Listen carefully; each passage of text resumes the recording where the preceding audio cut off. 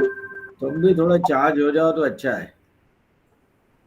Sir हो गया चलो गुड मैसेज। होगा आपको। ठीक है, nice, great.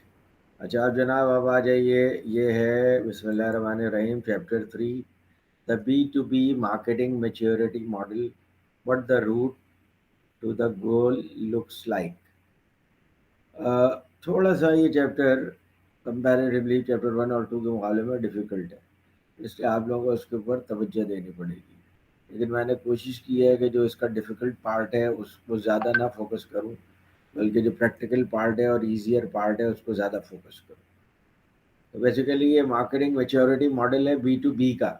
I don't know B to C का आप लोगों ने मार्केटिंग मैच्योरिटी मॉडल पढ़ा है या नहीं पढ़ा है, but these are similar models. और मार्केटिंग मैच्योरिटी मॉडल से ये पता चलता है कि ऑर्गेनाइजेशन किस जगह पे खड़ी है बी टू बी मार्केटिंग के बेस्ट प्रैक्टिसेस के लिहाज से। बेस्ट प्रैक्टिसेस समझते हो तुम लोग? जी सर। जी बताइए। बेस्ट प्रैक्टिस सर, मतलब बहुत सारे ऑप्शंस होते हैं, बहुत सारे वेज होते हैं आपको किसी चीज़ को अप्रोच करने के लिए, लेकिन उसमें सबसे ज़्यादा जो बेहतरीन जो एक वो होता है प्रोसेस होता है, उसकी जो इम्प्लीमेंटेशन होती है, उस हाँ, प्रोसेस को यूजुअली बेस्ट प्रैक्टिस इम्प्लीमेंटेशन बोलते हैं। मतलब लोग अच्छे तरीके राइट। से भी काम करते हैं, बहुत अच्छे तरीके से भी काम करते हैं, कुछ लोग होते हैं वही काम बुरे तरीके से भी कर लेते हैं। तो ये चीज़ होती है। तो सबसे बेहतरीन तरीका जो है वो कहलाता है बेस्ट प्रैक्टिसेस। जैसे मिसाल के तौर पे सबसे अच्छा डिज़ाइन में इस वक्त मोबाइल डिज़ाइन में जो बेस्ट प्रैक्टिस है वो है एप्पल की है। एप्पल सबसे बेहतरीन डिज़ाइन करता है, उसकी बेहतरीन टीम है और उसने बड़े इंटीग्रेटेड वे में डिज़ाइनिंग का काम किया हुआ है। इफ़ सैमसंग थिंक्स कि एप्पल की प्रैक्टिसेस सबसे बेस्ट है मोबाइल मार्केट में, सैमसंग क्या करेगा, सैमसंग उसके साथ बेंचमार्क करेगा। बेंचमार्क का ये मतलब होता है कि एप्पल कहाँ खड़ा है डिज़ाइन में और सैमसंग कहाँ खड़ा है डिज़ाइन में, और वो फिर डिस्क्रिपेंसीज को वो लोग नोट डाउन करेंगे कि ये एरियाज है, अगर हम इसे इम्प्रूव कर लें तो हम एप्पल के बराबर आ जाएंगे। This is called benchmarking. और उसके बाद बेंचमार्किंग उस बेस्ट प्रैक्टिसेस को आप अडॉप्ट करना शुरू कर दें, बेंचमार्किंग को आप मेजर करते रहें, और टाइम विल कम कि आप सैमसंग एप्पल के बराबर खड़ा हो जाएगा। और इसकी दुनिया में बहुत सारी एग्जांपल्स मौजूद हैं जिससे बेस्ट प्रैक्टिसेस को अडॉप्ट करके कोई भी कंपनी बेस्ट कंपनी बन गई दुनिया की।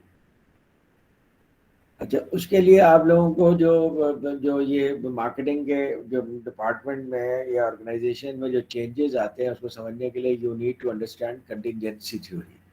कंटिजेंसी थ्योरी क्या है कि बेसिकली दुनिया में जो कांस्टेंट है एक चीज़ वो है चेंज। वो चीज़ें चेंज होती रहती हैं। आपको पता है कि dinosaurs were big, dinosaurs were strong, but they couldn't survive. Why they couldn't survive? Because they couldn't change with the changing time. तो जब आप चेंजिंग टाइम के साथ चेंज नहीं होंगे then you can not survive. तो कंटिजेंसी थ्योरी ये कहता है कि जनाब जिस तरह की सिचुएशन है उसके हिसाब से आपने अपने आप को इवॉल्व करना है, चेंज करना है। कभी कभी तो चेंज जो है वो बहुत ज़्यादा इवोल्यूशनरी लेवल का होता है, यानी कि स्लो प्रोसेस के तहत खुद ही चीज़ें चेंज होती चली जाती हैं। बहुत कम इसके अंदर अपनी जो है वो आपको कॉन्शियस एफर्ट्स लगाने पड़ती हैं। तो इवोल्यूशन प्रोसेस है, जैसे आदमी खुद ब खुद बड़ा होना शुरू हो जाता है, तो ये एक इवोल्यूशन प्रोसेस है। लेकिन अगर उसके साथ साथ उसने लर्निंग नहीं की, अपने इन्वायरमेंट को नहीं सीखा, इन्वायरमेंट को अकॉर्डिंगली रिस्पॉन्ड नहीं किया, तो वो बहुत पीछे रह जाएगा। तो कंटीजेंसी थ्योरी बेसिकली इस बात के ऊपर डील करती है कि आप एक नई सिचुएशन में किस तरह से इवॉल्व करते हैं। सबसे ब्रॉडर सेंस में contingency theory is basically evolution, how you evolve your self, how you evolve your company और ऑर्गेनाइजेशन। अच्छा उसके बाद कंटीजेंसी थ्योरी का जो सबसे नैरोअर सेंस होता है that is management. Management change को हैंडल कैसे करती है। और कंटीजेंसी थ्योरी का जो असल नैरोएस्ट सेंस में फोकस होता है वो लीडरशिप थ्योरी के ऊपर होता है। एक्चुअली लीडरशिप थ्योरी में ही कंटीजेंसी थ्योरी पढ़ाई जाती है। लीडरशिप थ्योरी के अंदर ये बताया जाता है कि जनाब एक लीडर को चेंजिंग सिचुएशन के लिहाज से अपने आप को कैसे चेंज करना है, अपने ऑर्गेनाइजेशन को कैसे चेंज करना है, تاکہ وہ چینجنگ سچویشن کو رسپونڈ کر سکے. اور ابھی آپ نے کنٹینجنسی تھیوری میں دیکھا کہ سب سے بڑی اگزامپل کورونا کی تھی. کورونا میں جن کمپنیز نے اپنے آپ کو اچھے طریقے سے ری اورینٹ کیا، رسپونڈ کیا اس چینج کو، دے سروائیوڈ، دے فلرشڈ. اور جو اس کو رسپونڈ نہیں کر سکے وہ کمپنیز بند ہو گئی، بینکرپٹ ہو گئی. تو یہ ہے بیسیکلی کنٹینجنسی تھیوری کہ آپ کے ارد گرد چیزیں چینج ہو رہی ہیں، تو اس چینج کو آپ کس طرح سے ہینڈل کر رہے ہیں.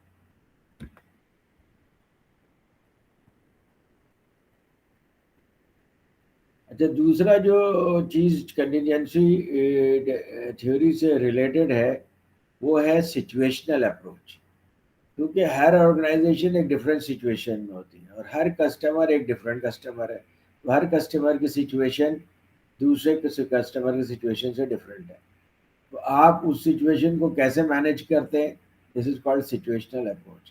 یعنی سچویشن ٹو سچویشن آپ اپنا مینجمنٹ اسٹائل، لیڈرشپ اسٹائل کیسے چینج کرتے ہیں، دس از کالڈ سچویشنل اپروچ. اور آج کل کے زمانے میں situational approach is very very important because you come across different situations almost on daily basis. In different situations کو کیسے ہینڈل کریں گے، یہ سچویشنل اپروچ میں ڈسکس کیا جاتا ہے. تو دو چیزیں ہم نے یہاں پہ ڈسکس کر لی، ایک کنٹینجنسی تھیوری کہ things are changing and how you are responding to those changes, اور دوسرا یہ کہ کوئی سچویشن آپ کے سامنے آتی ہے تو آپ اس سچویشن میں کس طرح پرفارم کرتے ہیں. بعض لیڈرس کی پرفارمنس آپ نے دیکھی ہوگی، ایک سچویشن میں they are very successful but in other situation they become complete failure because نئی سچویشن کو انہوں نے نئے میتھڈ سے رسپونڈ نہیں کیا. جب نئے سچویشن کو آپ پرانے میتھڈ سے رسپونڈ کریں گے کہ جناب یہ میتھڈ پاس میں بھی میں نے چیک کیا ہے وہ صحیح تھا، اب بھی چلے گا، لیکن نئی سچویشن میں وہ نہیں چلے گا. نئی سچویشن میں you need to come up with new strategy, new methodology. یہ ہے سچویشنل اپروچ. اور اسے تمہاری سمجھ میں آ رہا ہے؟ جی سر. ابھی سوال پوچھوں گا، ٹھیک ہے؟ Okay sir. اچھا، جب آپ نے دیکھ لیا کہ کنٹینجنسی تھیوری بھی ہے کہ you need to evolve, you need to evolve and grow. Evolution کا کیا مطلب ہے کہ you need to become a better person tomorrow. تو یہ ایوولوشن ایک کنٹینیوس پروسیس ہے. اور اس میں آپ کو سب سے جو زیادہ امپورٹنٹ جس چیز پہ فوکس رکھنا ہے وہ یہ ہے کہ کنٹینجنسی کیا کہہ رہی ہے، کہ جو سچویشن ہے وہ کیا کہہ رہی ہے، اور اس کے حساب سے آپ اپنے آپ کو ری اورینٹ کریں تو آپ سچویشن کو صحیح طریقے سے ہینڈل کر رہے ہیں. اچھا، تو اب اس کے لیے جو ہے آرگنائزیشنل ڈیولپمنٹ بہت ضروری ہے. یعنی ایک آرگنائزیشن انڈسٹریل مارکیٹنگ کی آرگنائزیشن ہے اور جو 50 سال پہلے جیسے کام کر رہی تھی آج بھی ویسے ہی کام کر رہی ہے، تو اس کا مطلب یہ ہے کہ آرگنائزیشن چل نہیں سکے، کیونکہ یہ وقت کے ساتھ ساتھ اپنے میتھڈولوجی کو چینج نہیں کر رہے، اپنے آرگنائزیشن کو ڈیولپ نہیں کر رہے. جیسے پہلے لوگ ٹائپ رائٹر پہ کام کرتے تھے، اب بھی اگر آرگنائزیشن ٹائپ رائٹر پہ کام کریں گی تو وہ گرو کیسے کریں گی. اس لیے آپ کو ٹیکنالوجی کو بھی اڈاپٹ کرنا پڑتا ہے، سوشل چینجز کو بھی اڈاپٹ کرنا پڑتا ہے، مارکیٹ میں جو چینجز آ رہے ہیں ان کے لحاظ سے بھی اپنے آپ کو اڈاپٹ کرنا پڑتا ہے. یہ ساری چیزیں آرگنائزیشنل ڈیولپمنٹ کہلاتی ہیں، میں آتی ہیں. آرگنائزیشن ڈیولپمنٹ میں سب سے پہلی چیز ہوتی ہے first order change. First order change جو بیسیکلی آپ کسی انڈیویجول ڈائمنشن پہ فوکس کریں. آرگنائزیشن کے کسی انڈیویجول ڈائمنشن پہ اگر آپ فوکس کریں تو this is called first order change. جیسے فار ایگزامپل آپ آرگنائزیشن کے اس ڈائمنشن پہ فوکس کر رہے ہیں کہ آرگنائزیشن کو آٹومیشن کی ضرورت ہے، اور آپ دیکھتے ہیں کہ ایگزسٹنگ سچویشن کیا ہے آٹومیشن کی اور ڈیزائربل سچویشن کیا ہے جہاں آپ جانا چاہتے ہیں. تو ایک آئٹم کو لے کر کے جب آپ آرگنائزیشن کو ڈیولپ کرتے ہیں تو that is first order change. اور عام طور پہ ایک ایک چیزیں کر کے کرنے سے یہ فائدہ ہوتا ہے کہ لوگ اس کو زیادہ بہتر طریقے سے ایسیمولیٹ کر لیتے ہیں، ہضم کر لیتے ہیں. بہت سارے چینجز ایک ساتھ لے کر کے آئیں گے تو ٹاپ لیول مینجمنٹ کے دماغ میں چونکہ مینٹل ماڈل بہت کمپلیکیٹڈ ہے وہ تو سمجھ جائیں گے، لیکن باقی لوگوں کو اس کو سمجھنا اور اس سچویشن کے ساتھ اڈاپٹ کرنا ڈیفیکلٹ ہو جائے گا. اس لیے بہت ساری سچویشنز میں آپ فرسٹ آرڈر چینج لے کر کے آتے ہیں. یعنی کسی ایک ایریا کو آپ فوکس کر دیں کہ یہ ہمارا سب سے امپورٹنٹ ایریا ہے، اس کو ہم چینج کرتے ہیں، تو this is first order change. اچھا، تو یہ کیا ہے، اسی لیے انہوں نے کہا کہ انڈیویجول ڈائمنشن یا آسپیکٹ کے اوپر کوئی ایک ڈائمنشن، ٹیکنالوجی کا ڈائمنشن لے لیا آپ نے اور اس کے اوپر کام کریں. ٹریننگ کا ڈائمنشن لے لیا، ऑर्गेनाइजेशन में लोगों को ट्रेन करने की ज़रूरत है, और उसके ऊपर आपने ट्रेनिंग नीड एनालिसिस की, और जो नीड एनालिसिस के बाद आउटकम आया उसके लिहाज से आपने ट्रेनिंग प्रोग्राम तैयार किया, उससे इम्प्लीमेंट करना शुरू कर दिया। ये सब चीज़ें फर्स्ट ऑर्डर चेंज में आती हैं। और कभी कभी जो है वो इंडिविजुअल लेवल पे भी होता है, खासतौर पे B2B मार्केटिंग में आपके अंडर में 10 सेल्स एग्जीक्यूटिव काम कर रहे हैं, तो आप 2 सेल्स एग्जीक्यूटिव को समझते हैं कि इनको सेल्स ट्रेनिंग की ज़रूरत है, एक सेल्स एग्जीक्यूटिव को आप समझते हैं इसको सेल्स मैनेजमेंट की ट्रेनिंग की ज़रूरत है, एक सेल्स एग्जीक्यूटिव को समझते हैं इसको टेक्नोलॉजी के ऊपर ट्रेनिंग करने की ज़रूरत है क्योंकि हमारी टेक्नोलॉजी को नहीं समझ रहा है। तो इंडिविजुअल लेवल पे आप मुख्तलिफ लोगों का ट्रेनिंग प्रोग्राम्स तैयार करते हैं ताकि वो B2B मार्केटिंग में ज़्यादा इफेक्टिव हो जाएं। तो ये आपके B2B मार्केटिंग का जो सेटअप है उसमें इंडिविजुअल लेवल चेंज है, फर्स्ट ऑर्डर चेंज है। अच्छा, ये जो चेंज होता है उसको आप क्वांटिफाई कर सकते हैं, मेजर कर सकते हैं। मेजर कैसे कर सकते हैं? मिसाल के तौर पे आपने किसी सेल्स एग्जीक्यूटिव को ट्रेनिंग दी, ट्रेनिंग से पहले जिस तरह की वो सेल्स कर रहा था वो आपके सामने है। ट्रेनिंग देने के बाद उसकी परफॉर्मेंस में अगले 6 महीने में कितना इम्प्रूवमेंट आया परसेंटेज ऑफ सेल्स के लिहाज से, तो इस तरह से आप क्वान्टिटेटिवली मेजर कर सकते हैं। अगर सेल्स के लड़के को मैंने सेल्स की ट्रेनिंग दी है या किसी आउटसाइड सोर्स के जरिए उसको वो ट्रेनिंग करवाई गई है, उसका इम्पैक्ट उसके ऊपर क्या आया है, तो ये क्वान्टिटेटिव नेचर का होता है। अच्छा, वेल फर्स्ट ऑर्डर चेंज में आप वैसा चेंज भी कर सकते हैं जिसमें आप चेंज इन कंटेंट कर देते हैं। मिसाल के तौर पर आपका मार्केटिंग कंटेंट है, आप उसको चेंज कर रहे हैं क्योंकि प्रोडक्ट चेंज हो गया, आपके कस्टमर्स का बिजनेस चेंज हो गया है, उनके चैलेंजेस चेंज हो गए, तो आप अकॉर्डिंगली अपने कंटेंट को ज़्यादा उसके मुताबिक ओरिएंट करते हैं, तो आप कंटेंट चेंज भी लाते हैं। फिर कंटिन्यूटी होती है, और देखिए फर्स्ट ऑर्डर चेंज के अंदर कंटिन्यूटी होती है, डिसकंटिन्यूटी नहीं होती है। कंटिन्यूटी का ये मतलब है कि जिस तरह से पहले चल रहा था वैसे ही आप चला रहे हैं मगर इसमें आप इम्प्रूवमेंट ला रहे हैं, दिस इज कॉल्ड कंटिन्यूटी। और एक कहलाता है पैराडाइम शिफ्ट, वो डिसकंटिन्यूटी होता है कि आप जिस तरह से पहले चल रहे थे बिल्कुल उससे डिफरेंट वे में चलना शुरू हो जाए, तो ये पैराडाइम शिफ्ट कहलाता है, यानी पूरा पूरा आपका जो मेंटल अप्रोच है वो चेंज हो जाता है। जैसे जैसे आपको पता है रसूलुल्लाह सल्लल्लाहु अलैहि वसल्लम मक्का में जब उन्होंने तबलीग शुरू की, उनको जब नबूवत मिली तो लोग बुत परस्त थे, लेकिन उन्होंने लोगों को बिल्कुल टोटल चेंज की तरफ लाने की कोशिश की। दिस वाज पैराडाइम शिफ्ट, उनका पूरा पैराडाइम शिफ्ट कर दिया कि वो बुत पर बहुत सारे बुतों की परस्तिश करते थे, एक अल्लाह की इबादत करने लगे। तो ये चीज़ जो है वो डिसकंटिन्यूटी कहलाती है, और ये चीज़ पैराडाइम शिफ्ट कहलाती है। उन्होंने अपने पास की प्रैक्टिसेस से पूरे का पूरा डिसकंटिन्यू कर लिया और बिल्कुल नए प्रैक्टिसेस को अडॉप्ट कर लिया। आपको पता है बहुत सारी चीज़ें जो वो करते थे जहालत के ज़माने में, उन्होंने वो बहुत सारी चीज़ें छोड़ दी और जो नई डायरेक्शन थी उसके मुताबिक काम करना शुरू कर दिया। तो this is called paradigm shift. तो फर्स्ट ऑर्डर चेंज में पैराडाइम शिफ्ट नहीं होता बल्कि इंक्रीमेंटल चेंज होता है, आहिस्ता आहिस्ता आप चीज़ों को इम्प्रूव कर रहे होते हैं और चीज़ें लॉजिकल होती हैं, आप लोगों को एक्सप्लेन कर सकते हैं। आप अगर किसी को ट्रेनिंग दे रहे हैं तो आप उसको एक्सप्लेन कर सकते हैं, भाई हमने आपकी वैल्यूएशन की है, कंसल्टेंट ने TNA किया है, ट्रेनिंग नीड एनालिसिस किया है, उसकी बेसिस पे कंसल्टेंट ने कहा है जनाब आपको ये 4 ट्रेनिंग्स करने की ज़रूरत है। तो कोई भी आदमी मना तो नहीं करेगा कि भाई ठीक है, अगर मेरे एरियाज ऑफ इम्प्रूवमेंट किसी ने डिफाइन किए हैं और वो उससे मेरी परफॉर्मेंस इम्प्रूव हो जाएगी, उस ऑर्गेनाइजेशन में मेरी पोजीशन बेहतर हो जाएगी, why I will not go for it. तो इसलिए इसकी आप लॉजिक भी दे सकते हैं, इसका रैशनल भी दे सकते हैं, और ऐसा नहीं होगा कि लोग आपकी मुखालफत करेंगे। तो first order change is comparatively easier to understand, easier to assimilate and easier to implement। जी समझ में आ गया फर्स्ट ऑर्डर चेंज? इसकी समझ में नहीं आया? सर मेरी समझ में नहीं आया, रिपीट कर दें। अच्छा, फर्स्ट ऑर्डर चेंज का मतलब ये होता है कि जैसे तुम्हारी मिसाल ले लेता हूँ रूसा, कि तुम्हारे अंदर एक चेंज ये आया है कि तुमने कहा कि मैं PhD पढ़ती हूँ, ये एक चेंज है, और एक जी लॉजिकल चेंज है। वो आप इसलिए पढ़ना चाहती हैं कि आप ज़्यादा बेहतर अपने आप को प्रोफेशनली इम्प्रूव करना चाहती हैं। अच्छा, ये तो आपने पढ़ लिया, तकरीबन आखिरी मॉड्यूल में आ गई हैं आप, लेकिन ये आप क्यों पढ़ रही थी?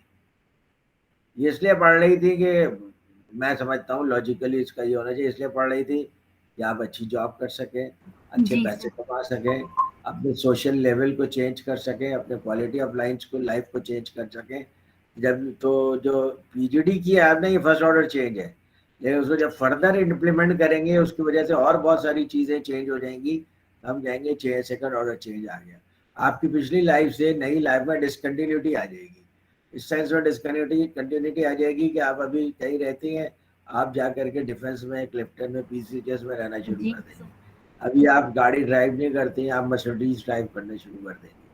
ٹھیک ہے، ابھی آپ ویکیشنز میں سماعت بھی نہیں جاتی ہیں. جی جب آپ کے اس طرح کی کوئی اچھی سی جاب ہو جائے گی، آپ پروفیشنلی گروم ہو جائیں گی اور پرفارم کریں گی اچھی کمپنی میں، اچھے آپ کو پیکس مل رہے ہوں گے، تو اب ٹرکی جا کے ویکیشنز گزاریں گی، تو آپ کی کتنی ساری چیزیں لائف میں چینج ہو جائیں گی.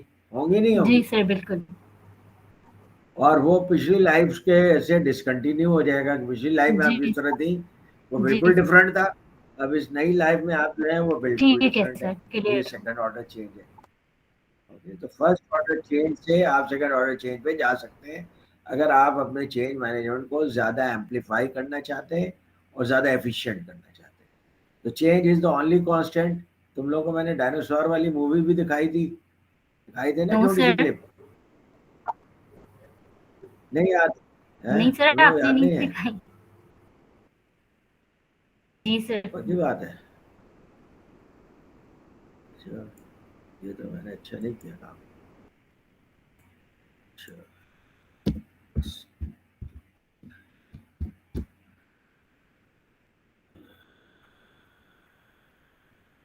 یہ لو، یہ دیکھیں آپ لوگ مووی نہیں، سوری، ایک چھوٹی سی ویڈیو کلپ ہے.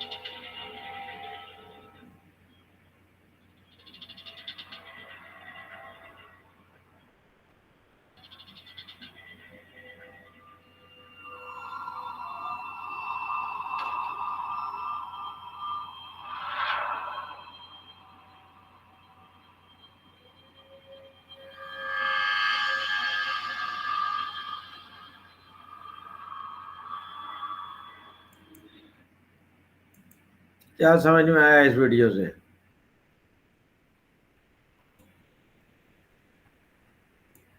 بتائیں.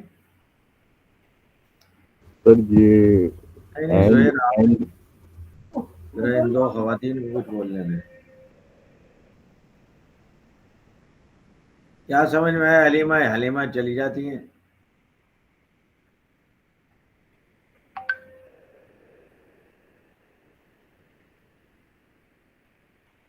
حلیمہ ہے ہی نہیں یہاں پہ. हाँ, और रूसा क्या समझ में आया इससे? सर जोहर भाई से पूछे, पहले वो बताएंगे। नहीं, मैं आपसे कह रहा हूँ पहले आप बताएं, तो आप कह रही हैं उजैर भाई पहले बताएंगे। उजैर भाई, ये क्या बात है? सर प्लीज ना, मुझे इतना आइडिया नहीं हुआ। नहीं तो चीजों पे फोकस करो रूसा, वरना कैसे आगे बढ़ोगी? जी जुहैर बताइए।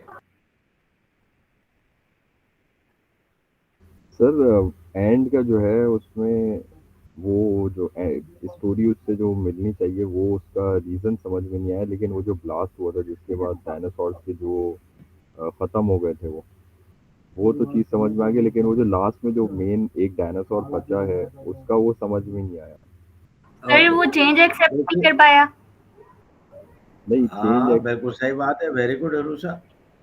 वो क्या चेंज एक्सेप्ट नहीं कर पाए? इस वीडियो में सबसे शुरू में आपने देखा होगा, एक डायनासोर का हाथ फंसा हुआ है दरख्त के नीचे, और वो निकाल नहीं पा रहा है, और उस वजह से मर गया। तो डायनासोर्स अपने ज़माने में देवर बिग, देवर ह्यूज, देवर जाइगेंटिक, लेकिन उनको वक्त के साथ साथ चेंज करना अपने आप को नहीं आया। ऊपर से कोई मिटियोर आता था जो कि वो शहाब साकिब आता था, वो उनसे मर जाते थे, समंदर के में तूफान आता था उससे मर जाते थे, दरख्त गिर जाते थे उसके नीचे दब के मर जाते थे, आपस में लड़कर मर जाते थे, और जितनी भी चीज़ें होती थी उससे कोई सबक नहीं सीखते थे। और उसको एंड में उन्होंने दिखाया कि वो सबक कैसे नहीं सीखते थे। एक डायनासोर आता है, वो देखता है कि नीचे दो डायनासोर मरे पड़े हैं, ज़ाहिर है नीचे गिरे हैं जब भी मरे, तो मगर उनको देख करके भी उसको अकल नहीं आएगी और सबक सीखे। फिर वही चूहा आता है जो पहले कई डायनासोर्स को मार चुका है, और वो चूहे पे मुंह मारता है, और एज ए रिजल्ट वो भी नीचे गिर जाता है। जो लोग, यानी एंड में बताया है कि जो लोग देख कर भी नहीं सीखते, उनका कुछ नहीं हो सकता, वो फिर एक्सटिंक्ट हो जाते हैं। डायनासोर्स क्यों एक्सटिंक्ट हो गए? क्योंकि वो इंटेलिजेंट स्पीशीज नहीं थे, वो एडाप्टिव स्पीशीज नहीं थे। जो चेंजेस आ रहे थे उसके लिहाज से उन्होंने अपने आप को चेंज नहीं किया, तो एज ए रिजल्ट वो एक्सटिंक्ट हो गए, ख़त्म हो गए। तो ये है बेसिकली डायनासोर्स की कहानी, और यही है ऑर्गेनाइजेशंस की कहानी, और यही है इंडिविजुअल्स की कहानी। जो लोग अपने आप को चेंज नहीं करते according to the changing circumstances, वो वर्स ऑफ हो जाते हैं, यानी पहले से भी बुरे हाल में चले जाते हैं, या फिर एक्सटिंक्ट हो जाते हैं एक्सट्रीम केसेस में। तो एक तो नेचुरली आदमी ने मरना ही है, लेकिन एक पूरे प्रोसेस ऑफ ग्रोथ गुजार करके मरे, वो एक अलग चीज़ है। और एक जिसने कुछ भी नहीं सीखा अपने इर्द गिर्द से, इन्वायरमेंट से कोई लर्निंग नहीं की, कुछ कोई अपने आप को ग्रो नहीं किया, फिर वो सोसाइटी से कुछ भी अपने लिए बेहतर हासिल करने के काबिल नहीं रहेगा, जी सर, फिर क्योंकि वो उसने सर्वाइव लर्निंग नहीं कर नहीं। पाते। जी, मैंने कहा जी सर, आप यही कह रहे हैं ना, फिर वो सर्वाइव नहीं कर पाते।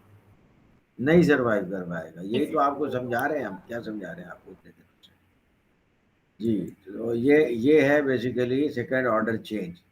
सेकंड ऑर्डर चेंज होता है तो आपको चेंज करना होता है according to the changing situation.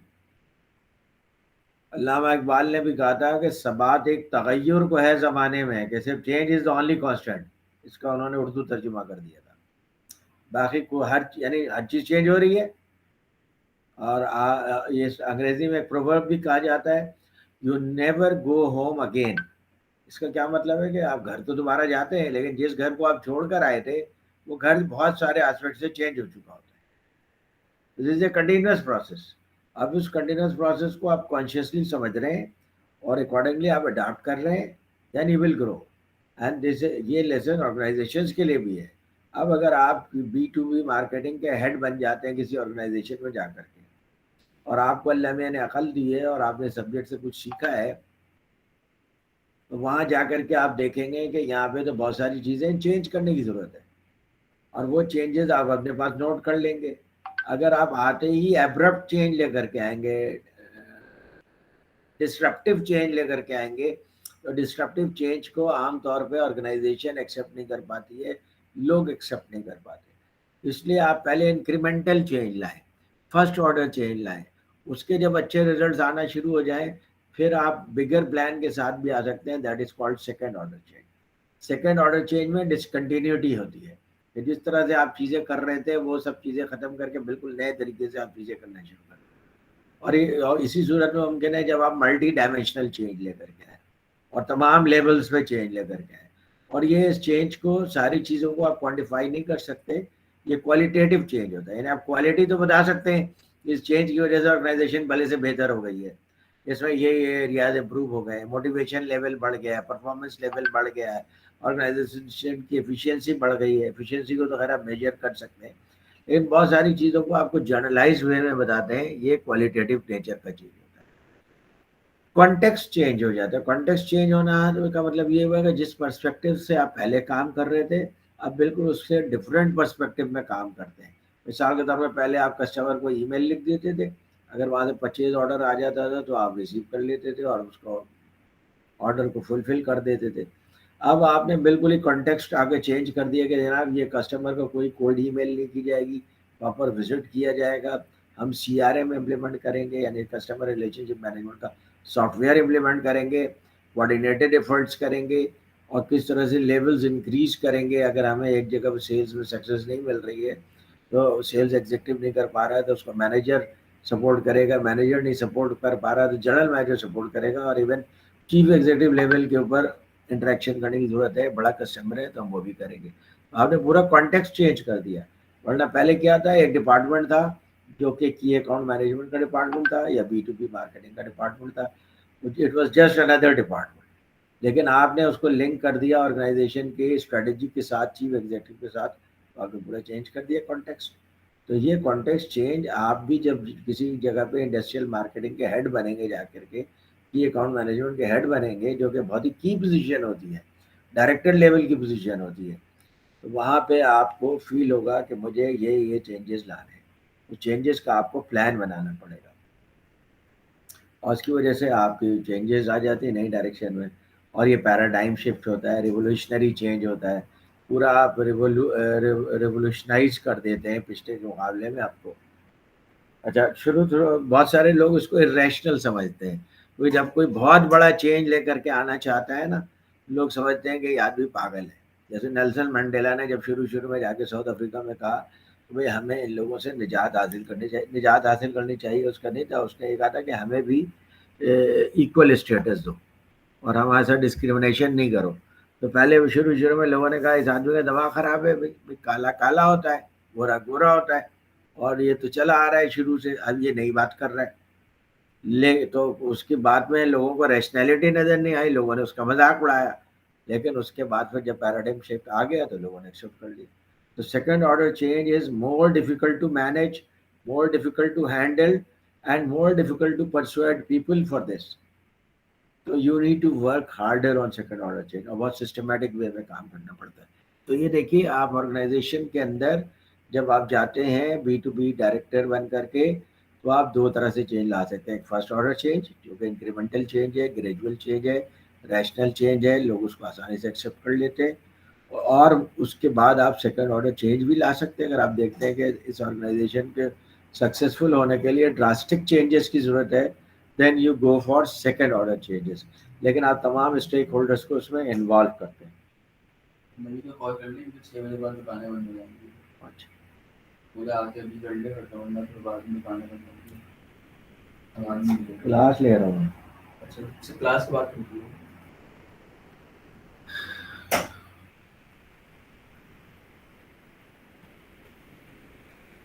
ये समझ में आ गया फर्स्ट ऑर्डर चेंज और सेकंड ऑर्डर चेंज का फर्क? जी सर। जल्दी से सर बताओ। फर्स्ट ऑर्डर चेंज में ये होता है कि लोग इजीली उसको एक्सेप्ट कर लेते हैं और आप कोई एक एरिया टारगेट करते हैं, उसके पहले अप्लाई करते हैं, उसके बाद सारी चीज़ों को चेंज करते हैं। फॉर एग्जांपल जैसा आपने बताया था, पहले आपने टेक्नोलॉजी को लिया, उसमें चेंजेस की, फिर आप किसी और डिपार्टमेंट को करेंगे। और सेकंड ऑर्डर में ये होता है कि लोग एक्सेप्ट नहीं करते, इसमें आपको ज़्यादा डिफिकल्ट होता है, फेस करना पड़ती है डिफिकल्टीज। क्योंकि आप पैराडाइम शिफ्ट कर रहे हैं, बहुत सारी चीज़ों को एक साथ चेंज कर रहे हैं, जी सर। इसलिए। ठीक है सर, सॉर्ट ऑफ मैक्रो और माइक्रो लेवल चेंजेस का इसके अंदर डिफरेंस है कि यस, कह फर्स्ट वाले सकते में हैं। आप मैक्रो लेवल के ऊपर कर रहे होते हैं तो इतना ज़्यादा उसको फील नहीं करते, ऑर्गेनाइजेशन में इतना उसका जो है ना वो फील नहीं आता, लेकिन जब आप माइक्रो लेवल पे जाके करते हैं तो फिर ऊपर से नीचे तक सारी हर चीज़ों के एक ऊपर चीज को उसका चेंज इम्पैक्ट करते आता है। हैं, देन उसके ऊपर रेजिस्टेंस आती है, राइट। अच्छा, उसके लिए जरूरी है कि ऑर्गेनाइजेशन जो है वो लर्निंग ऑर्गेनाइजेशन हो। देखो, ऑर्गेनाइजेशंस कुछ ऐसी होती हैं जो कि डॉर्मेंट स्लीपिंग ऑर्गेनाइजेशंस होती हैं, कुछ भी चेंजेस आ रहे होते हैं वो सो रहे होते हैं। कुछ ऑर्गेनाइजेशंस होती हैं जो रिएक्टिव ऑर्गेनाइजेशंस होती हैं, कि कोई चेंज आता है तो उसको रिस्पॉन्ड कर देते हैं, तो रिएक्टिव ऑर्गेनाइजेशंस हो गई। जैसे जब एंड्रॉयड आ गया तो जो बाकी भी मोबाइल के मैन्युफैक्चरर थे वो भी एंड्रॉयड पे शिफ्ट हो गए, तो रिएक्टिव हुए, और जो नहीं शिफ्ट हो सका वो सर्वाइव नहीं कर सका। और उसके बाद होता है एक प्रोएक्टिव ऑर्गेनाइजेशन। प्रोएक्टिव ऑर्गेनाइजेशन वो होती है कि वो पहले से चेंज को एस्टिमेट करती है और उसके लिए अपने आप को तैयार करती है, तो ये कहलाती है प्रोएक्टिव ऑर्गेनाइजेशन। उससे भी ऊपर के लेवल की ऑर्गेनाइजेशन कहलाती है लर्निंग ऑर्गेनाइजेशन। लर्निंग ऑर्गेनाइजेशन उस ऑर्गेनाइजेशन को कहते हैं जो जिसके अंदर चेंज एम्बेडेड होता है, लर्निंग एम्बेडेड होता है। उसके जो एम्प्लॉयज़ होते हैं वो चेंज को वो अच्छी तरह समझते हैं, ये भी समझते हैं कि फ्यूचर में क्या चेंजेस लाए जा सकते हैं, और वो बेसिकली इंडस्ट्री को डिक्टेट करते हैं कि जनाब ये चेंजेस हम लेकर के आ रहे हैं, you have to accept this. जैसे इंटेल जो माइक्रो प्रोसेसर लेकर आता है उसको सारे लैपटॉप वाले एक्सेप्ट करते हैं। गूगल जिस तरह के चेंजेस लेकर के आता है उसको बहुत सारे लोग एक्सेप्ट करते हैं, क्योंकि उनके पास उसके अलावा कोई ऑप्शन नहीं है। तो ये वो ऑर्गेनाइजेशन है जो लर्निंग ऑर्गेनाइजेशन है। तो ये लर्निंग ऑर्गेनाइजेशन जो होती हैं वो ज़्यादा बेहतर ऑर्गेनाइजेशन होती हैं और ज़्यादा टॉप परफॉर्मिंग ऑर्गेनाइजेशन होती है। अच्छा, सेकंड ऑर्डर चेंज के लिए ऑर्गेनाइजेशनल लर्निंग की ज़रूरत होती है। ऑर्गेनाइजेशनल लर्निंग का मतलब है कि ऑर्गेनाइजेशन को इंसान तो है नहीं जो लर्न करे, एक्चुअली उसके एम्प्लॉयज़ हैं जो लर्न करते हैं कि भाई सेकंड ऑर्डर चेंज में हमने किस तरह से अपने आप को रीओरिएंट करना है। एक तो तरीका ये होता है कि एरर को करेक्ट कर लें, अपना फ्रेम ऑफ रेफरेंस तो चेंज नहीं करते, यानी जिस तरह से वो काम करते हैं करते चले आ रहे हैं, लेकिन अपने प्रोसेस कोई जो वो उसके अंदर जो गलतियां हो रही होती हैं जो बिल्कुल विजिबल हो जाती हैं उनको चेंज कर लेते हैं। ये कहलाता है सिंगल लूप लर्निंग। और डबल लूप लर्निंग में ये फर्क होता है कि आप अपना frame of reference he change कर लेते हैं। फ्रेम ऑफ रेफरेंस कैसे चेंज कर लेते हैं? कस्टमर को आप समझते थे कि इस तरह से हैंडल करना चाहिए, अब नए चेंज के अंदर आपको बताया गया नहीं जनाब उस तरह नहीं बल्कि इस तरह से हैंडल करना है, तो पूरा आपका फ्रेम ऑफ रेफरेंस चेंज हो गया, रेफरेंस पॉइंट चेंज हो गया। जैसे एक आदमी मैट्रिक पढ़ा हुआ होगा तो मैट्रिक की साइंस जितनी नॉलेज है उसी हिसाब से अप्लाई करेगा चीज़ों को, चीज़ों के ऊपर उसको। लेकिन एक आदमी ने पीएचडी की हुई है साइंस में, तो पीएचडी का फ्रेम ऑफ रेफरेंस यूज़ करेगा। दोनों का फ्रेम ऑफ रेफरेंस डिफरेंट है। तो इसलिए जब एक आदमी को आदत पड़ जाती है कि भाई इसी तरह से मैं काम करता चला आ रहा हूँ और इस तरीके से मैं कामयाब रहा हूँ अभी तक, तो उसका फ्रेम ऑफ रेफरेंस फिक्स हो जाता है कि मुझे इस तरीके से अब काम करना है। और जब भी उसका कोई इश्यू आता है तो वो उसी थॉट प्रोसेस के थ्रू जाता है। लेकिन चीज़ें चेंज होती हैं तो आपको फ्रेम ऑफ रेफरेंस भी चेंज करना पड़ता है। जब आप फ्रेम ऑफ रेफरेंस भी चेंज कर लें, पैराडाइम शिफ्ट कर लें और एक्सेप्ट कर लें कि भाई नॉलेज को इस तरह से नहीं बल्कि इस तरह से अब हमें अंडरस्टैंड करना है, तो ये डबल लूप लर्निंग कहलाती है। और तीसरा जो है मल्टीपल लूप लर्निंग कहलाती है, जिसके अंदर जो मेटा लर्निंग भी कहलाती है। मेटा लर्निंग का मतलब है कि आप बहुत सारी अनस्ट्रक्चर्ड चीज़ों को लर्न कर रहे होते हैं, जो चेंजेस आ रही हैं उसके हिसाब से आप अपने आप को एडजस्ट कर रहे हैं और बहुत मुख्तलिफ डायमेंशंस में एडजस्ट कर रहे हैं, तो ये मीटा लर्निंग कहलाती है। तो ऑर्गेनाइजेशन का जो सबसे टॉप लेवल होता है सेकंड ऑर्डर चेंज में वो मीटा लर्निंग का होता है। अगर ऑर्गेनाइजेशन मीटा लर्निंग कर सकती है तो इसका मतलब ये हुआ कि ऑर्गेनाइजेशन डिफरेंट चेंजेस को साइमल्टेनियसली एक्सेप्ट कर सकती है।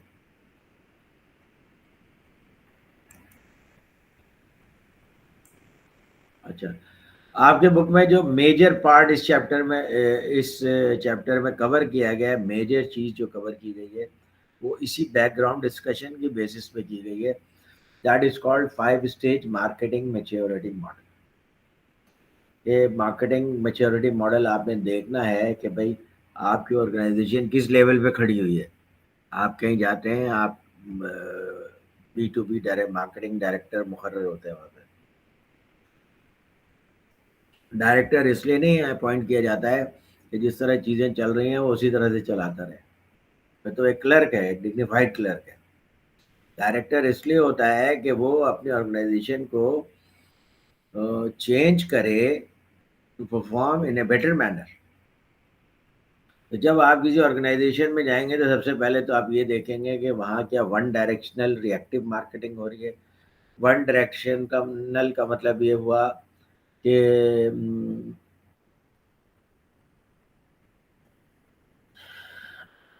आप कस्टमर को लेटर भेजते हैं, ईमेल करते हैं, फ़ोन करते हैं और उसके बाद वो आपको परचेज ऑर्डर दे देता है। ये वन डायरेक्शनल मार्केटिंग पुराने ज़माने में वर्क करता था। अच्छा, दूसरी जो मार्केटिंग होती है वो बाई डायरेक्शनल मार्केटिंग होती है।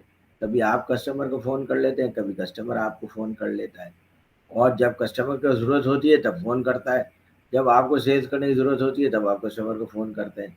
तो ये बाई डायरेक्शनल तो कम्युनिकेशन लेवल कायम हो गया, लेकिन ये बाई डायरेक्शनल रिएक्टिव मार्केटिंग। तीसरा जो होता है वो होता है इंटरएक्टिव मार्केटिंग। इंटरएक्टिव मार्केटिंग का मतलब ये है कि आप जाते हैं अपने कस्टमर के पास, कस्टमर से प्रॉब्लम डिस्कस करते हैं, प्रॉब्लम डिस्कस करने के बाद आप अपने टेक्निकल लोगों के पास आते हैं, टेक्निकल लोगों से उसका सोल्यूशन डिस्कस करते हैं, सोल्यूशन डिस्कस करने के बाद आप कस्टमर को उसको एक टेलर मेड प्रोवाइड करते हैं।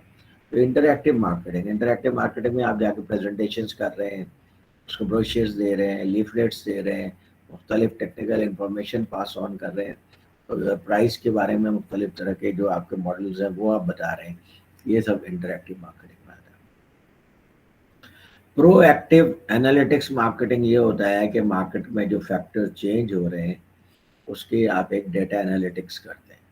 यानी आप देखते हैं कि जनाब हमारा जो टारगेट जो मार्केट है वो रिफाइनरी है, पावर प्लांट है, और शुगर इंडस्ट्री है, और सीमेंट इंडस्ट्री है फॉर एग्जांपल। तो आप देखते हैं कि भाई शुगर इंडस्ट्री बहुत कॉम्पिटिटिव होती चली जा रही है, शुगर इंडस्ट्री में कंपटीशन बहुत टफ होता चला जा रहा है, और वो एक फिक्स प्राइस के अलावा किसी प्राइस पे शुगर बेच नहीं सकते, तो उनके मार्जिन्स बहुत स्टिफ हैं, और फर्दर जो प्राइस एस्केलेशन होती है वो उसको पास ऑन नहीं कर सकते कस्टमर को। तो अब वो पास ऑन नहीं कर सकते तो किस चीज़ पे फोकस करेंगे, वो अपनी एफिशिएंसी पे फोकस करेंगे, कम ह्यूमन रिसोर्स के साथ काम करें, बेटर मशीनरी के साथ काम करें, ज़्यादा एफिशिएंसी से काम करें, ताकि वो कॉस्ट कटिंग से प्रॉफिट गेन कर सकें। अब आपने ये एनालिसिस कर लिया कि भाई शुगर इंडस्ट्री इस चीज़ के ऊपर काम कर रही है, उनका मेजर थ्रस्ट है कॉस्ट लीडरशिप। अब आप उनके पास जा करके मार्केटिंग के लैंग्वेज में अपने वो प्रोडक्ट्स पे देंगे जो उनकी एफिशिएंसी को इंक्रीज करेगी, इन्हांस करेगी, वो उनके कॉस्ट लीडरशिप से अलाइन कर जाएगी। तो आप प्रोएक्टिव हो गए कि आपने पहले स्टडी किया, स्टडी करने के बाद पहले से आपने एक प्लान बना लिया और उस प्लान को इम्प्लीमेंट कर रहे हैं एनालिटिक्स के ज़रिए, आपने एनालिसिस भी किया, तो ये प्रोएक्टिव एनालिटिक्स कहलाती है। अब प्रिडिक्टिव प्रॉफिट मार्केटिंग क्या होती है कि आपने अपने पूरे कस्टमर बेस में प्रिडिक्ट कर लिया कि जनाब ये हमारा टॉप लेवल कस्टमर्स है, ये हमसे अच्छे प्रोडक्ट्स भी खरीदेगा, अच्छी क्वांटिटी में भी खरीदेगा, अच्छी प्राइस भी देगा, और वो पूरे प्रिडिक्टिव प्रोएक्टिव एनालिटिक्स के बेस पे है। और उसके बाद ये हमारा सी लेवल कस्टमर है जो हमसे बहुत कम क्वांटिटी में खरीदेगा और वो भी चाहेगा कि बहुत कम प्राइस में मिले, और एक ये बी लेवल के कस्टमर्स हैं जिनको कि हम एवरेज सेल कर सकते हैं। मिसाल के तौर पर आप टॉप लेवल कस्टमर को साल में 10 करोड़ रुपए पर ईयर की सेल करते हैं, तो हो सकता है कि जो बी लेवल कस्टमर्स हैं उनको 2 करोड़ रुपए पर ईयर सेल कर सकें, और जो स्मॉल लेवल कस्टमर हो सकता है उसको साल में आप 4-5 लाख रुपए सेल कर सकें। तो अब आपने अपने पूरे मार्केट को सेगमेंट कर लिया, प्रेडिक्ट कर लिया कहाँ से प्रॉफिट आएगा, और उसके मुताबिक आपने अपना मार्केटिंग प्लान बना लिया। ये तो कोई अक्लमंदी नहीं है ना कि जो कस्टमर्स आपको कम प्रॉफिट दे रहे हैं उसके ऊपर आप अपने सेल्स फोर्स का फोकस रखें। आपके सेल्स फोर्स का फोकस होना चाहिए मेनली टॉप कस्टमर्स के ऊपर। अच्छा, टॉप कस्टमर्स के अंदर ये इशू होता है कि बाकी भी अगर प्रोएक्टिव मार्केटिंग कर रहे हैं उनका फोकस भी उन्हीं पे होता है, वहाँ पे कंपटीशन स्टिफ हो जाता है। तो जो मिड लेवल पे है वो वहाँ पे थोड़ा सा आपको रूम मिल जाता है। तो you need to make a combination of top level and mid level customers, then आप अपनी प्रॉफिटेबिलिटी को मेक श्योर करते हैं। ये प्रेडिक्टिव है, आप पहले से प्रेडिक्ट कर रहे हैं कि मार्केट इस तरह से जा रही है, शुगर की मार्केट इस तरह से जा रही है, सीमेंट की मार्केट इस तरह से जा रही है, और रिफाइनरी की मार्केट की ये डायनामिक्स है, और उस प्रेडिक्शन के बेस पे आप प्रॉफिट मार्केटिंग करते हैं। ये मॉडल इसी तरीके से उन्होंने आपको बना के भी किताब में दिखाया है कि जो वन डायमेंशनल और टू डायमेंशनल होती हैं, वो बेसिकली एक मार्केटिंग प्रोसेस होता है। उस मार्केटिंग फिक्स मार्केटिंग प्रोसेस को आप फॉलो कर रहे होते हैं, और मार्केट इंटेलिजेंस के जहाँ ये कस्टमर है, ये हमसे प्रोडक्ट खरीद सकता है, उस बेसिस पे आप रिएक्टिव मार्केटिंग करें। जो इंटरएक्टिव मार्केटिंग होती है उसके अंदर आप मार्केटिंग ऑटोमेशन कर लेते हैं। ऑटोमेशन में आजकल आपको CRM के बहुत अच्छे अच्छे सॉफ्टवेयर आ रहे हैं, तो आप ये कर लेते हैं। अब कस्टमर एंड प्रोजेक्ट इंटेलिजेंस करते हैं। तो कस्टमर के इंटेलिजेंस करते हैं, कस्टमर किस तरह से काम कर रहा है, उनके क्या प्रॉफिटेबिलिटी के इंडिकेटर्स हैं, और किस तरह के प्रोडक्ट्स को परचेज करने में उनका ज़्यादा इंक्लिनेशन है। और प्लस प्रोजेक्ट की इंटेलिजेंस करते हैं। प्रोजेक्ट आपके वो वाले कस्टमर है जो अपकमिंग है, जैसे कहीं पे रिफाइनरी लग रही है, अब now it is the best time कि आप वहाँ पे जाएं और जा करके अपने प्रोडक्ट सेल करें। तो जब वहाँ पे आप अपने प्रोडक्ट सेल करने में कामयाब हो जाएंगे तो पूरा लाइफ टाइम कस्टमर आपको मिलेंगे। क्योंकि इंजीनियर्स का एक माइंडसेट होता है, OEM का माइंडसेट होता है। ये पहले भी उन्होंने ओरिजिनल इक्विपमेंट मैन्युफैक्चरर के, जब भी कोई पंप में प्रॉब्लम आती है, वो पंप को डिसमेंटल करते हैं और देखते हैं इसमें बेयरिंग किस OEM का लगा हुआ है और ओरिजिनल इक्विपमेंट मैन्युफैक्चरर जिसे सप्लाई किया था, और मैकेनिकल सील किसका लगा हुआ है, वो उन्हीं को फ़ोन करते हैं और उनसे वो बिजनेस ले लेते हैं, अनटिल अनलेस कोई दूसरा आदमी जाता है जो कि उनको रेट्रोफिट बिजनेस के ऊपर कन्विंस करता है। रेट्रोफिट बिजनेस कहलाता है जब आप किसी को कन्विंस करेंगे, जनाब जो मैकेनिकल सील लगा हुआ है ये इतना अच्छा नहीं है, आप इससे बेहतर मैकेनिकल सील लगा सकते हैं और इसके ये एडवांटेजेस हैं, ये ROI है, तो ये रेट्रोफिट बिजनेस कहलाता है। Retrofit business is much more difficult compare to OEM business. OEM business समझ लीजिए कि लाइफ टाइम कस्टमर होता है। जैसे पाकिस्तान में बहुत सारे मैकेनिकल सील के ब्रांड्स काम कर रहे हैं, बर्गमैन है, जॉन क्रेन है, चेस्टरटन है, और दूसरे भी ईगल है। लेकिन सबसे ज़्यादा जॉन क्रेन इसलिए बिकता है कि जॉन क्रेन को OEM का एज है। जॉन क्रेन ने OEM को टारगेट किया हुआ था शुरू से, इसलिए जितने भी पंप मैन्युफैक्चरर हैं वो जॉन क्रेन से मैकेनिकल सील खरीदते हैं और लगा देते हैं पंप में, क्योंकि पंप मैन्युफैक्चरर बहुत सारे कंपोनेंट्स नहीं बनाते, उनमें से एक मेजर कंपोनेंट मैकेनिकल सील है, वो उनसे लेकर मैकेनिकल सील उसमें लगा देते हैं। अब नेशनल रिफाइनरी में कोई साहब जब पंप की मेंटेनेंस करते हैं और पंप को ओपन करते हैं तो देखते हैं कि ये तो जॉन क्रेन का मैकेनिकल सील निकल आया। तो इंजीनियर का माइंडसेट ये होता है कि भाई ये OEM ने लगाया है तो ये बेस्ट चीज़ लगाई होगी। हालांकि OEM ने तो कॉम्पिटिटिव बिडिंग पे आपको दिया है, यानी आपने प्राइस में कहा कि कौन सबसे लोएस्ट प्राइस पे पंप सप्लाई करेगा, तो जो लोएस्ट प्राइस पे पंप सप्लाई करेगा उसको आपने बिजनेस दे दिया। तो जो लोएस्ट प्राइस पे आपको सप्लाई करेगा पंप, वो दुनिया का बेहतरीन मैकेनिकल सील उसमें क्यों लगाएगा? वो मैकेनिकल सील लगाएगा जो वारंटी पीरियड निकाल दे। तो इसलिए आम तौर पे OEM के अंदर बेस्ट कंपोनेंट्स फिट नहीं होते, लेकिन इंजीनियर्स को चूंकि अपनी जॉब की परवाह होती है, वो कहते हैं यार OEM में ये निकला है, ये लगा दो, कोई मेरे ऊपर एतराज़ नहीं करेगा। अगर मैं नया कोई चीज़ लगा दूंगा सब मुझ पर एतराज़ भी करेंगे और शक भी करेंगे। तो इसलिए retrofit business is more difficult, but retrofit को जो इंजीनियर समझते हैं वो अपने ऑर्गेनाइजेशन में ज़्यादा बेहतर तरीके से प्रोडक्टिविटी देते हैं। अच्छा, इंटरएक्टिव मार्केटिंग में बेसिकली आप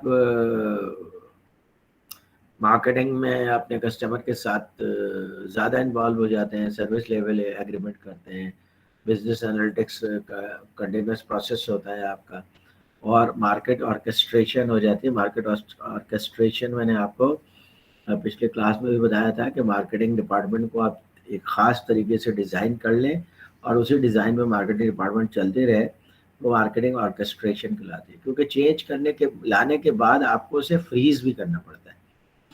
فریز نہیں کریں گے اور بار بار چینج کرتے رہیں گے تو آرگنائزیشن میں لوگ پزلڈ رہیں گے کہ بھائی ہم نے کام کس طریقے سے کرنا ہے. تو اس لیے ایک اسٹیج پہ آ کر کے جب آپ سمجھتے ہیں ہم نے مارکیٹنگ ڈپارٹمنٹ کو اتنے چینجز لے آئے ہیں، اب یہ اپ ٹو ڈیٹ ہے، تو آپ پھر ان پروسیسز کو فکس بھی کرتے ہیں کہ اب ہم ان پروسیسز پہ کام کریں گے. جیسے آپ کوئی سافٹ ویئر لے لیں CRM کا، تو وہ آپ کو ایک فکس پروسیس کے تھرو لے جاتا ہے. اس لیے یہ مارکیٹنگ آرکسٹریشن کہلاتا ہے. اور پھر اگر آپ 5ویں لیول پہ جانا چاہتے ہیں، 4 سے 5ویں پہ، تو آپ کو پریڈکٹیو انٹیلیجنس کرنی چاہیے. یعنی آپ پریڈکٹ کر سکیں کہ آپ کے کون سے کسٹمرز ہیں جو آپ کے سے پرچیز کر سکتے ہیں اور کس لیول کی پرچیزز کر سکتے ہیں. یہ 24/7 پرفارمنس مارکیٹنگ بھی کہلاتی ہے. 24/7 پرفارمنس مارکیٹنگ کا مطلب یہ ہوتا ہے کہ آپ 24 گھنٹے اپنے کسٹمرز کو سروس دیتے ہیں.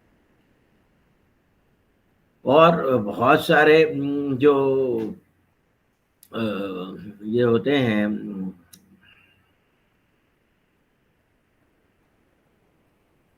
کمپنیز ہوتی ہیں، باقاعدہ آپ 24/7 کا آپ کو وہ دیتے ہیں کہ آپ 24/7 ان کے ساتھ اس میں رہ سکتے ہیں.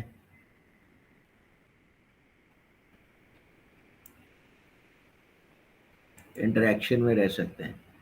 ان کے ہیلپ لائنز ہوتی ہیں، کیونکہ بہت سارے ایسے کریٹیکل کمپوننٹس ہوتے ہیں جس کے اندر 1 آور کی بھی اگر ڈاؤن ٹائم آ جائے تو پورا پلانٹ بند ہو جاتا ہے. جیسے اگر کوئی پاور پلانٹ ہے، اس کا ٹربائن ٹریپ کر جائے تو پورا پلانٹ بند ہو جائے گا. اب وہ آپ کو پتہ ہے پر آور ان کو ملینز آف ڈالر کا لاس ہو سکتا ہے. تو اس لیے وہ 24/7 کی سروس دیتے ہیں. Of course they charge for it. جو کسٹمر کو اس کی ضرورت ہے تو وہ پے کرتے ہیں، یہ پروفیٹیبل ہوتا ہے. اور 360 ڈگری یوزر ایکسپیرینس کا مطلب یہ ہوتا ہے کہ یوزر ہر لحاظ سے آپ کے پروڈکٹ سے سیٹسفائیڈ ہوتا ہے. پرفارمنس کے لحاظ سے بھی، لائف کے لحاظ سے بھی، اور پرائسنگ کے لحاظ سے بھی، آپ کی سروسز کے لحاظ سے بھی.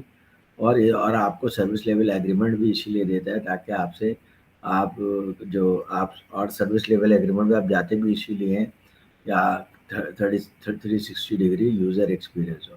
360 ڈگری کا مطلب ہوتا ہے comprehensively chord from all angles, تو اس لیے اس کو 360 ڈگری کہا جاتا ہے. یہ 5 stage marketing maturity model SL میں اس چیپٹر میں میجر ایک چیز ہے جو کہ ڈسکس کی گئی ہے. تو اس لیے اس کو آپ اچھی طرح سمجھیے اور کس اسٹیج پہ کیا ہو رہا ہوتا ہے اس کو بھی اچھی طرح سمجھیے. اچھا، اس کے بعد ایک چیز ڈسکس کی گئی آپ کے کتاب کے اندر، وہ ہے پرسونا میپنگ ٹیمپلیٹ. دیکھیے B2B مارکیٹنگ میں آپ 1 to many کمیونیکیشن نہیں کر رہے ہوتے. B2C میں آپ 1 to many کمیونیکیشن کر رہے ہوتے ہیں. 1 to many کمیونیکیشن کا کیا مطلب؟ آپ نے ایک ایڈورٹیزمنٹ دے دیا ٹیلی ویژن کے اوپر، اب وہ کروڑوں لوگ دیکھ رہے ہیں. ان میں سے کچھ آپ کے کسٹمرز ہو بھی سکتے ہیں، کچھ آپ کے کسٹمر نہیں بھی ہو سکتے.